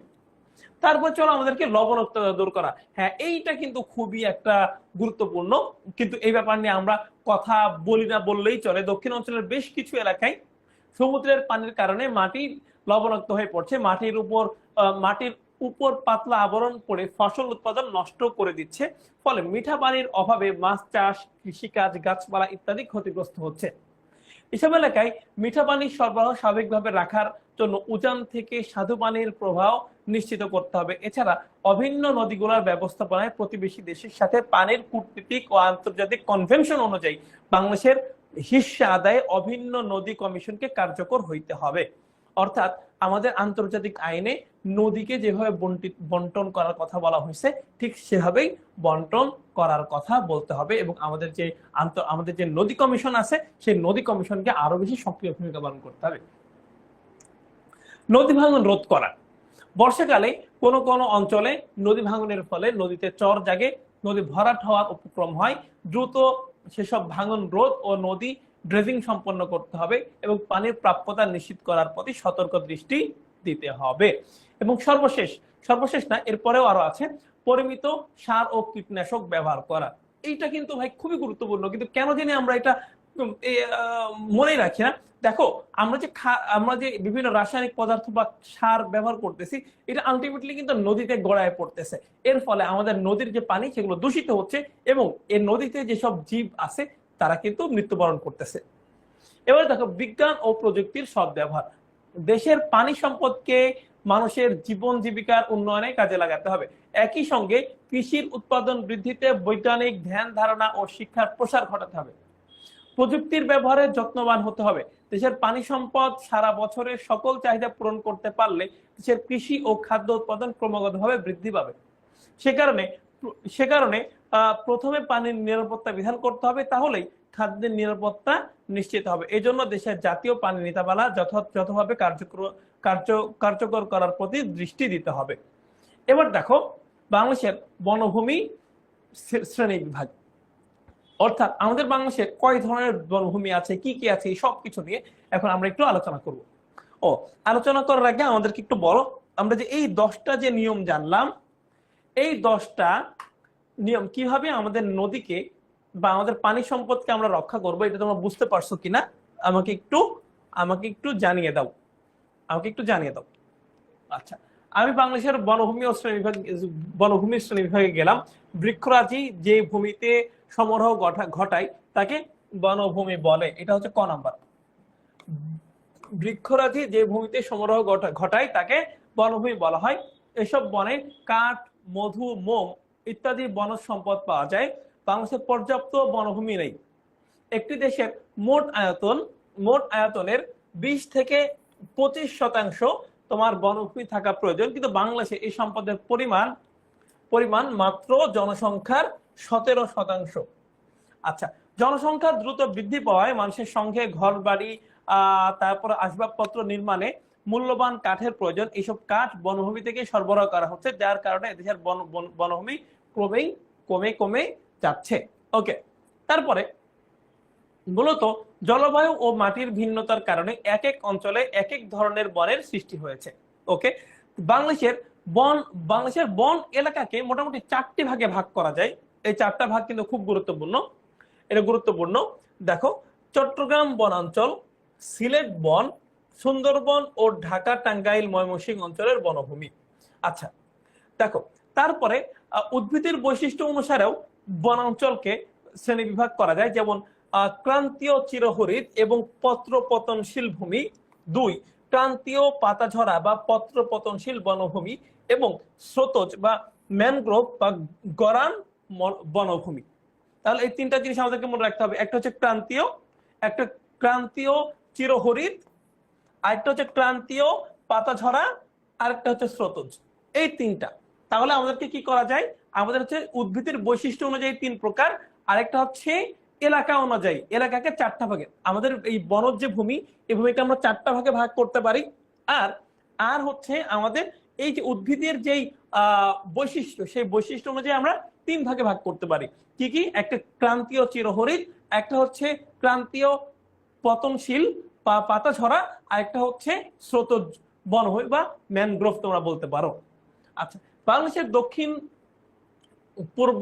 দক্ষিণ পূর্ব এবং উত্তর পূর্ব অঞ্চলে পাহাড়ি অঞ্চলকে ক্রান্তীয় চিরহরিৎ বা পত্র পতনশীল বনভূমি নামে অবহিত করা হয়ে থাকে। এটাও কিন্তু খ নাম্বারে আসতে পারে যে ক্রান্তীয় চিরহরিৎ বা পত্র পতনশীল ভূমির ব্যাখ্যা লেখো। মূলত উষ্ণ ও আর্দ্রভূমির কিছু এলাকা জুড়ে বিভিন্ন প্রজাতির গাছপালা, তরুলতা, ঝোপঝাড় এবং গুল্ম জন্ম নেয়। এসব গাছের পাতা একত্রে ফোটে না, আবার ঝরে না, ফলে সারা বছর বনগুলো সবুজ থাকে। এই জন্য এইগুলাকে কি বলা হয়? ক্রান্তীয় চিরহরিৎ বা চিরসবুজ বনভূমি। বুঝতে পারছো কিনা যে এই বনগুলোতে, এই যে এই ক্রান্তীয় চিরহরিৎ, এই যে এই বনগুলোতে এই বছরের সব পাতা একবারে ঝরে যায় না, অর্থাৎ কিছু ঝরে আবার কিছু থাকে, আবার কিছু এর সব ফুল ফল একসাথে ফোটে না, অর্থাৎ কিছু গাছের ফুল ফল যদি জানুয়ারিতে ফোটে, কিছু গাছের ফুল ফল ফোটে আবার জুন জুলাই, অর্থাৎ এরা সব সময় সবুজ থাকে। এজন্য এদেরকে ক্রান্তীয় চিরহরিৎ ভূমি বলা হচ্ছে। এবার ক্রান্তীয় চিরহরিৎ এবং পত্রপতনশীল ভূমির ক্ষেত্রে চট্টগ্রাম, খাগড়াছড়ি, রাঙ্গামাটি, বান্দরবান ও সিলেট এই অঞ্চলগুলো অন্তর্ভুক্ত। এই ভূমির পরিমাণ প্রায় 14,000 বর্গ কিলোমিটার। কত? এই চিরহরিৎ এটা হচ্ছে, আচ্ছা বাই দ্য ওয়ে, হরিৎ মানে কিন্তু সবুজ, হরিৎ মানে চির সবুজ, অর্থাৎ সব সময় সবুজ থাকে। তারপর দেখো চাপালিশ, ময়না, তেলসুর, মেহগনি, জারুল, সেগুন, গর্জন এ ভূমির উল্লেখযোগ্য গাছ। সিলেটের পাহাড়ে প্রচুর বাঁশ ও বেত জন্মে। পার্বত্য চট্টগ্রাম ও সিলেটে এই অঞ্চলে রাবার চাষও হয়। তাহলে দেখো এই সিলেট এবং এখানে সিলেট এবং চট্টগ্রামে বাঁশ এবং বেত জন্মে, এবং চট্টগ্রামে কি জন্মে? রাবার চাষ হয়। যদিও আমি যখন শ্রীমঙ্গলে গিয়েছিলাম তখন কিন্তু আমি ওখানে রাবার চাষ করতেও দেখেছি। ওকে, এবার ক্রান্তীয় পাতাঝরা বা পত্র পতনশীল। বাংলাদেশের ময়মনসিংহ, টাঙ্গাইল, গাজীপুর, দিনাজপুর, রংপুর জেলা বা পাতাঝরা অরণ্যের অঞ্চল। এই বনভূমিতে বছরের শীতকালে একবার গাছের পাতা সম্পূর্ণরূপে ঝরে যায়। শাল বা গজারি ছাড়াও এ অঞ্চলে কড়ই, বহেরা, হিজল, শিরীষ, তারপরে হরতকি, কাঁঠাল, নিম গাছের পাতা জন্মে। এই বনভূমিতে প্রধানত শাল গাছ প্রধান এই বনভূমি প্রধানত শাল গাছ প্রধান বৃক্ষ। তাহলে এগুলা কি? শাল গাছ। এই বনভূমিগুলাতে, এই ক্রান্তীয় পাতাঝরায় এগুলো শাল গাছ থাকে। এই বনভূমি শাল বন হিসাবেও অবহিত করা হয় ময়মনসিংহ, টাঙ্গাইল, গাজীপুরে, এবং বনভূমিতে মাধবপুর ভাওয়াল বনভূমি নামেও পরিচিত। তাহলে দেখো ময়মনসিংহ, টাঙ্গাইল, গাজীপুরের এই বনভূমি মাধবপুর ভাওয়াল নামেও পরিচিত।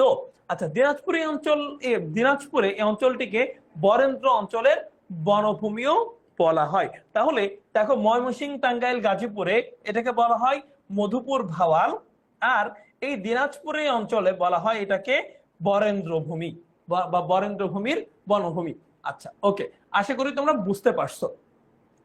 এবার আমরা চলে আসছি স্রোতজ ম্যানগ্রোভ বা গরান মরুভূমি। এই ম্যানগ্রোভের বাংলা কি? গরান। বাংলাদেশের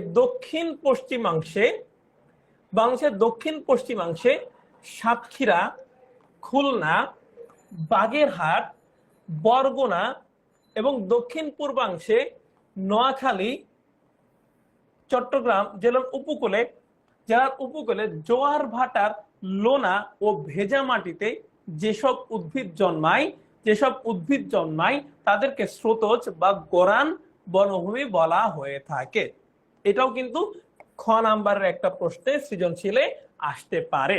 প্রধানত সুন্দরবনে যেসব উদ্ভিদ বেশি জন্ম নেয় স্যাঁতস্যাঁতে লোনা পানিতে সুন্দরী, গেওয়া, পশুর, ধন্দুল, কেওড়া, বাইন, গরান, গোলপাতা ইত্যাদি বৃক্ষ এ বনভূমির অন্তর্গত। বাংলাদেশের জাতীয় জীবনে বনভূমি শুধু বনজ সম্পদের জন্যই নয়, আলো, বাতাস, সবুজ শ্যামল প্রকৃতি, স্বাস্থ্যসম্মত জীবনযাপনের জন্যও গুরুত্বপূর্ণ এবং এর গুরুত্ব অপরিসীম। অর্থাৎ আমরা বললাম এই যে এই বনগুলো যে শুধুমাত্র টাকা ইনকাম করার জন্যই যে ভালো, ব্যাপারটা এরকম নাই। আমাদের সুস্থ সবল আমাদের সুস্থ সবল যে জীবন যাপন করার জন্য, আমাদের গুড হেলথের জন্য, আমাদের গুড এনভায়রনমেন্টের জন্য, আমাদের সাস্টেইনেবল ডেভেলপমেন্টের জন্য কিন্তু আমাদের এই বনভূমিগুলো অনেক অনেক অনেক গুরুত্বপূর্ণ।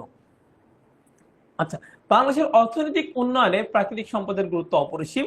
ভূমি, বনভূমি, মৎস্য, খনিজ পদার্থ, সৌরতাপ, প্রাকৃতিক জলাশয় ইত্যাদি এদেশের গুরুত্বপূর্ণ প্রাকৃতিক সম্পদ। বাংলাদেশের অর্থনীতিতে যেসব প্রাকৃতিক সম্পদকে যথাযথ ব্যবহার করে দারিদ্র দূরীকরণ করা যাবে, তারপরে খাদ্য নিরাপত্তা বিধান করা সম্ভব হবে এবং উন্নত জীবনযাপন করা সম্ভব হবে। অর্থাৎ আমরা যদি আমাদের এই বনভূমিকে রক্ষা করি, তাহলে আমাদের এই দেশকে দারিদ্র থেকে কিছুটা হইলেও লাঘব করা যাবে, খাদ্য নিরাপত্তা বিধান করা যাবে। অর্থাৎ আমরা যে এখন দেখো বিদেশ থেকে অনেক সময় অনেক খাদ্য নিয়ে আসি, সেই খাদ্যটা কিন্তু আমাদের দেশে অনেকটা কিন্তু পূরণ করা সম্ভব হবে, আবার উন্নত জীবনযাপন করা সম্ভব হবে। কয়েকদিন আগে আমরা দেখলাম, তোমরা তো জানো যে ঢাকার বাতাস অনেক বেশি দূষিত, তবে একদম এক নম্বরে ছিল না, এটা এক নম্বরে ছিল সম্ভবত তোমার দিল্লি, 2 নম্বরে লাহোর, তারপরে বাংলাদেশ ছিল।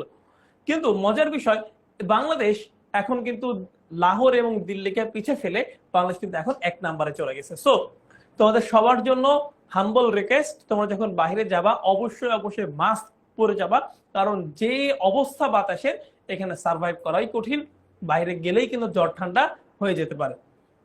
আচ্ছা, প্রাকৃতিক সম্পদের এসব অর্থনৈতিক উন্নয়নের পথ আমাদেরকে ত্বরান্বিত করবে। অর্থাৎ আমাদের এই প্রাকৃতিক সম্পদগুলোকে যদি আমরা রক্ষা করতে পারি, তাহলে অর্থনৈতিক উন্নয়নের জন্যই এটা অনেক বেশি ভালো হবে। বাংলাদেশের মাটি আমাদের জন্য অত্যন্ত গুরুত্বপূর্ণ সম্পদ, অত্যন্ত উর্বর, এবং এই মাটির ফসল ফলাতে বেশ পুঁজির প্রয়োজন পড়ে না। অর্থাৎ এই মাটিতে ফসল ফলাইতে হলে আমাদের অনেক বেশি সেচ লাগে না, অনেক বেশি তোমার সার হাবিজাবি অর্থাৎ অনেক বেশি খরচ করতে হয় না। মাটির সর্বোচ্চ ব্যবহার করে আমাদের কৃষি ফসল, ফুল ফল, শাকসবজি সহ বনজ সম্পদের প্রসার ঘটাতে পারি। বাংলাদেশ 2055 বছরে 3 গুণ খাদ্য উৎপাদন বৃদ্ধি করতে পেরেছে। উন্নতি প্রযুক্তি, বীজ এবং চাষাবাদের নিয়ম কানুন মেনে বাংলাদেশ এই মাটিতে আরো বেশি ফসল উৎপাদন করতে পারবে। বিভিন্ন দেশি বিদেশি ফল ফলিয়ে মানুষের পুষ্টির চাহিদা মেটানো সম্ভব। অর্থাৎ আমরা শুধু দেশি ফলের দিকে মনোযোগী হলে চলবে না, যেসব বিদেশি ফল আছে যেগুলা অনেক বেশি পুষ্টিগুণ সম্পন্ন, সেগুলো কিন্তু আমরা চাষ করে আমাদের দেশের পুষ্টিজনিত ঘাটতিও দূর করতে পারি। আচ্ছা, শাকসবজি দেশের চাহিদা পূরণ করে বিদেশে রপ্তানি করা যেতে পারে, তবে ক্রমবর্ধমান জনসংখ্যার চাপ বাংলাদেশের অর্থনৈতিক উন্নতির পাশাপাশি ঘর বাড়ি, কলকারখানা, পুল, রাস্তাঘাট, শহর উপশহর নির্মাণে বাংলাদেশের উর্বর ভূমি হ্রাস পাচ্ছে। পরিকল্পিতভাবে এবং প্রাকৃতিক সম্পদ হিসাবে ভূমির ব্যবহার না করা হলে জাতীয় জীবনে বিপর্যয় ঘটতে পারে। সে কারণে বাংলাদেশের ভূমির ব্যবহার আরো বেশি পরিকল্পিতভাবে করতে হবে। অর্থাৎ এই যে দেখো, এই ঢাকা বা চট্টগ্রাম এগুলোতেও কিন্তু তোমার একটা সময় অনেক বেশি এই ধানমন্ডির পাশেও নাকি ধান চাষ হতো, কিন্তু এখন দেখো এই ধানমন্ডি থেকে আর ধান চাষ হয়, সেখানে সব বড় বড় বিল্ডিং হয়ে গেছে। তাহলে এই যে বড় বিল্ডিং হইলো, আমরা মানুষ থাকার জন্য, আমাদের মানুষ যেহেতু বেড়ে গেছে, মানুষ থাকার জন্য ঘর বাড়ি হচ্ছে, কিন্তু কৃষি জমি কমে যাচ্ছে না? তাহলে হ্যাঁ, কমে যাচ্ছে। তারপরে দেখো, আমাদের অর্থনীতিতে পরিকল্পিত সম্পদ হিসাবে পানির গুরুত্ব বিশেষভাবে উল্লেখযোগ্য। বাংলাদেশের নদ নদী, খালবিল, হাওর বাওর, পুকুর ইত্যাদি পানির উপর কৃষি ও শিল্প অর্থনীতিতে সম্পূর্ণভাবে নির্ভরশীল। যোগাযোগ ব্যবস্থা পানির উপরে অনেকাংশে নির্ভরশীল। পানি পথ একটি গুরুত্বপূর্ণ প্রাকৃতিক সম্পদ হিসাবে বিবেচিত হয়। দেশের খনিজ, বনজ, সৌরশক্তি, তারপর হচ্ছে বায়ু প্রবাহ, বৃষ্টি, পানি সহ সকল প্রাকৃতিক সম্পদকে ব্যবহার করে দেশের অর্থনৈতিক সমৃদ্ধ হওয়ার পথে অগ্রসর হইতে হবে। আচ্ছা, তারপর আমাদের জাতীয় আয়ের সিংহভাগে আসে এই সম্পদকে কাজে লাগানোর মাধ্যমে।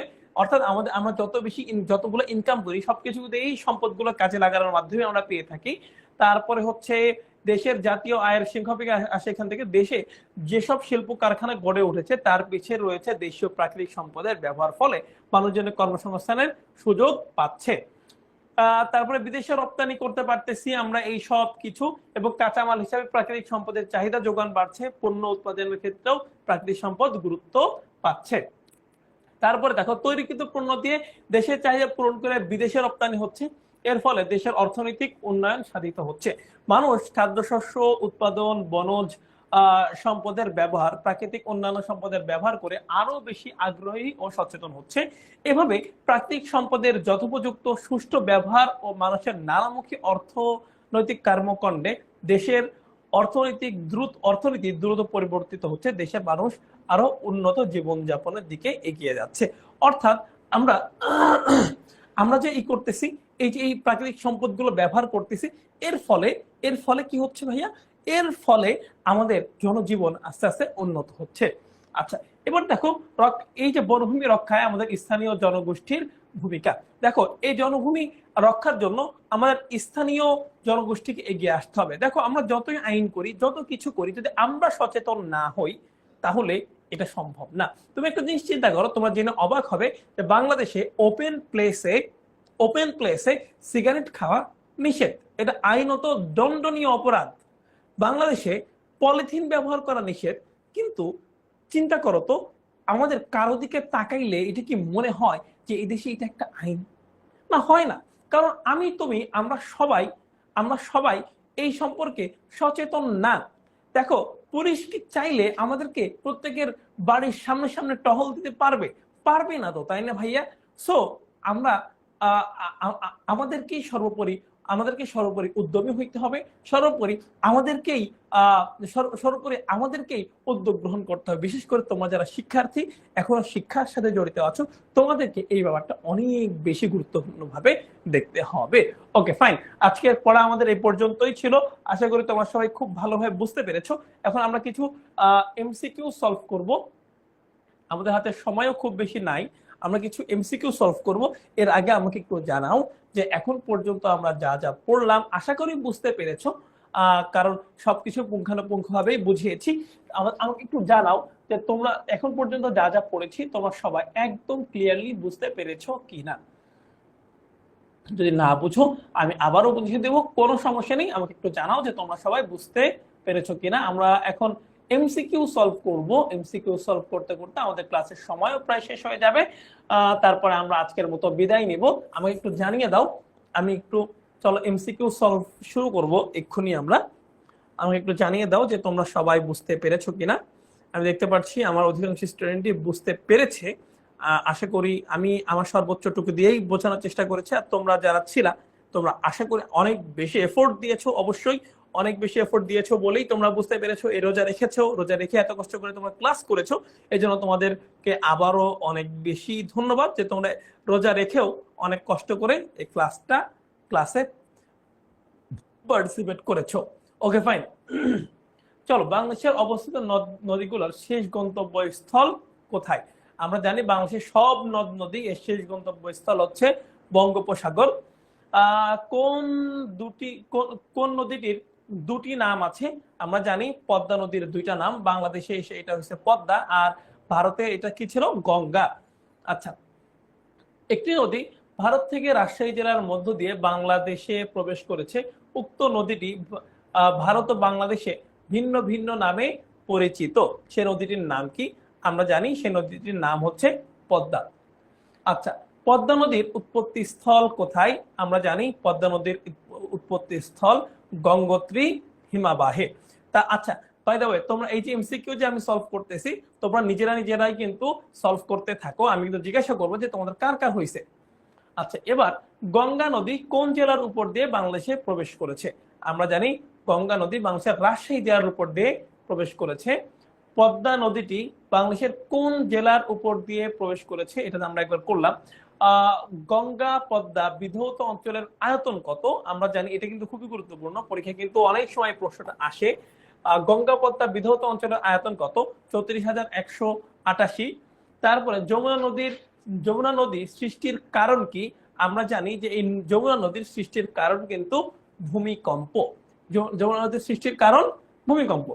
ওকে, তারপর যমুনা নদীর শাখা কোনটি? আমি কিন্তু বলেছিলাম যে এই ধরনের একটা প্রশ্ন তোমাদের আসবে, নিচের কোনটি যমুনা নদীর শাখা অথবা কোনটি যমুনা নদীর শাখা নয়। আমরা দেখো এখানে হচ্ছে ধলেশ্বরী হচ্ছে যমুনা নদীর শাখা। বুড়িগঙ্গা কোন নদীর শাখা? আমরা জানি বুড়িগঙ্গা হচ্ছে ধলেশ্বরী নদীর শাখা। তারপরে দেখো যে ধলেশ্বরীর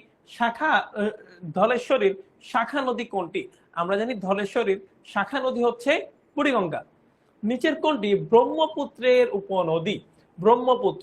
ব্রহ্মপুত্রের উপনদী হচ্ছে ধরলা ও তিস্তা। তারপরে কোনটি যমুনার উপনদী? যমুনার উপনদী হচ্ছে আত্রাই। যমুনার উপনদী হলো, এখানে কোনটা কোনটা দুইটা দুইটা করে বলা হয়েছে, দেখো একটা হচ্ছে করতোয়া, একটা হচ্ছে আত্রাই, এই দুইটা হচ্ছে যমুনার উপনদী। আচ্ছা, একটা জিনিস মনে রাখবা, এই করতোয়া বগুড়া হচ্ছে করতোয়ার তীর ঘেঁষে গড়ে উঠেছে, অর্থাৎ করতোয়া নদীর তীরে বগুড়া অবস্থিত। যেমনটা হচ্ছে আমাদের ঢাকা হচ্ছে বুড়িগঙ্গা নদীর তীরে অবস্থিত, ঠিক তেমনি বগুড়া করতোয়া নদীর তীরে অবস্থিত। ব্রহ্মপুত্র নদীর দৈর্ঘ্য কত? ব্রহ্মপুত্র নদীর দৈর্ঘ্য কত? আমরা জানি এই ব্রহ্মপুত্র নদীর দৈর্ঘ্য হচ্ছে 2897 কিলোমিটার। আচ্ছা, তারপরে বাংলাদেশ অংশে ব্রহ্মপুত্র নদের অববাহিকায় আয়তন কত বর্গ কিলোমিটার? অর্থাৎ বাংলাদেশে ব্রহ্মপুত্র কত কিলোমিটার? এটা হচ্ছে 44,030 কিলোমিটার। তারপরে নিচের উদ্দীপকের আলোকে 17 নং প্রশ্নের উত্তর দাও। আচ্ছা, সুজন বন্ধুদের সাথে নৌকা ভ্রমণে গেল, তারা যে নদীতে ভ্রমণ করলো সেটি সৃষ্টি হয়েছে সিলেট জেলার সুরমা ও কুশিয়ারার মিলিত স্থলে। এই নদীটির নাম কি? আমরা জানি এই নদীটির নাম হচ্ছে মেঘনা। বাংলাদেশের দক্ষিণ পূর্বাঞ্চলের প্রধান নদী কোনটি? আমরা জানি বাংলাদেশের দক্ষিণ পূর্বাঞ্চলের প্রধান নদী হচ্ছে কর্ণফুলী। তারপরে কর্ণফুলী নদীর দৈর্ঘ্য কত? আমরা জানি কর্ণফুলী নদীর দৈর্ঘ্য হচ্ছে 320 কিলোমিটার। কোনটি দীর্ঘতম নদী? দেখি কে বলতে পারো এটা। আমরা জানি এখানে এর মধ্যে সবচেয়ে বড় হচ্ছে কর্ণফুলী। আচ্ছা, তারপরে দেখো, এরপরে হচ্ছে কর্ণফুলী নদী কোন শহরের খুব নিকট দিয়ে বঙ্গোপসাগরে পতিত হয়েছে? আমরা জানি এটা হচ্ছে চট্টগ্রাম শহরের নিকট দিয়ে পতিত হয়েছে। তারপর হালদা কাঁচালং কোন নদীর উপনদী? আমরা জানি হালদা এবং কাঁচালং এই দুইটাই হচ্ছে কর্ণফুলী নদীর উপনদী। কর্ণফুলীর উপনদী কোনটি? কাপ্তাই। তারপরে রাঙাখিয়াং, এটা কি? রাঙাখিয়াং একটা উপনদী। আচ্ছা, এই ছিল আজকের মতো আমাদের ক্লাস। আশা করি পুরো ক্লাসটা তোমরা সবাই অনেক বেশি এনজয় করেছো, তোমরা সবাই সবকিছু বুঝতে পেরেছো। আমিও আমার সর্বোচ্চটুকু দিয়ে তোমাদেরকে বোঝানোর চেষ্টা করেছি। আমি বারবারই তোমাদেরকে ধন্যবাদ জানাই যে তোমাদের স্কুল কলেজ সবকিছু বন্ধ, তোমরা এই রোজা রেখে ইফতারের আগ মুহূর্তে অনেক কষ্ট করে ক্লাস করছো। তোমাদেরকে আসলে অনেক অনেক ধন্যবাদ। আল্লাহ তোমাদেরকে বা সৃষ্টিকর্তা তোমাদেরকে উত্তম প্রতিদান দিবেন ইনশাআল্লাহ। আমরা আগামীতে আবারও দেখা হবে। ঈদের আগে তোমাদের সাথে আর ক্লাস আছে কিনা, সম্ভবত ঈদের আগে তোমাদের সাথে আর ক্লাস নেই। আচ্ছা যাক, দেখা হবে। যদি দেখা হলো তাহলে তো ভালো, যদি দেখা না হয় তাহলে তোদের সবাইকে অনেক অনেক ঈদের শুভেচ্ছা। ঈদের দিন ঘুমিয়ে কাটাবে না, ঈদের দিন সবাই বন্ধুদের সাথে আড্ডা দিবে, পাশের বাসার আন্টির বাসায় যে সেমাই খেয়ে আসবে, যে তোমাদেরকে সব সময় জ্বালায়। তোমরা বিভিন্ন বিভিন্ন কিছুতে পার্টিসিপেট করবে, আত্মীয় স্বজনের বাসায় যাবে, বন্ধুরা একে অপরের খোঁজ নেবে। আর আরেকটা জিনিস, অবশ্যই বড়দের কাছ থেকে সালামি আদায় করবে। বুঝতে পেরেছো? সালামি ছাড়া কোনো ছাড় নাই। তোমাদের সবাইকে আবারও ঈদের শুভেচ্ছা জানাচ্ছি। তোমরা ভালো থাকবে, সুস্থ থাকবে। সে পর্যন্ত আবারও তোমাদের সাথে আগামী ক্লাসে দেখা হবে। আচ্ছা, আরেকটা কথা একটু না বললেই নয়, ঈদের সময় যারা এবার গ্রামের বাড়িতে যাচ্ছ, ঈদের সময় তোমরা যারা গ্রামের বাড়িতে যাচ্ছ তারা সাবধানে যাবে। তোমাদের রিস্ক নিয়ে যাওয়ার দরকার নাই, তোমরা সাবধানে বাড়ির দিকে যাবে। হয়তো ঈদের আগে তোমাদের সাথে আবারও আর দেখা হচ্ছে না। সো ঈদের পরে দেখা হবে। সে পর্যন্ত সবাই ভালো থাকো, সুস্থ থাকো। আজকের মতো এই পর্যন্তই। আসসালামু আলাইকুম।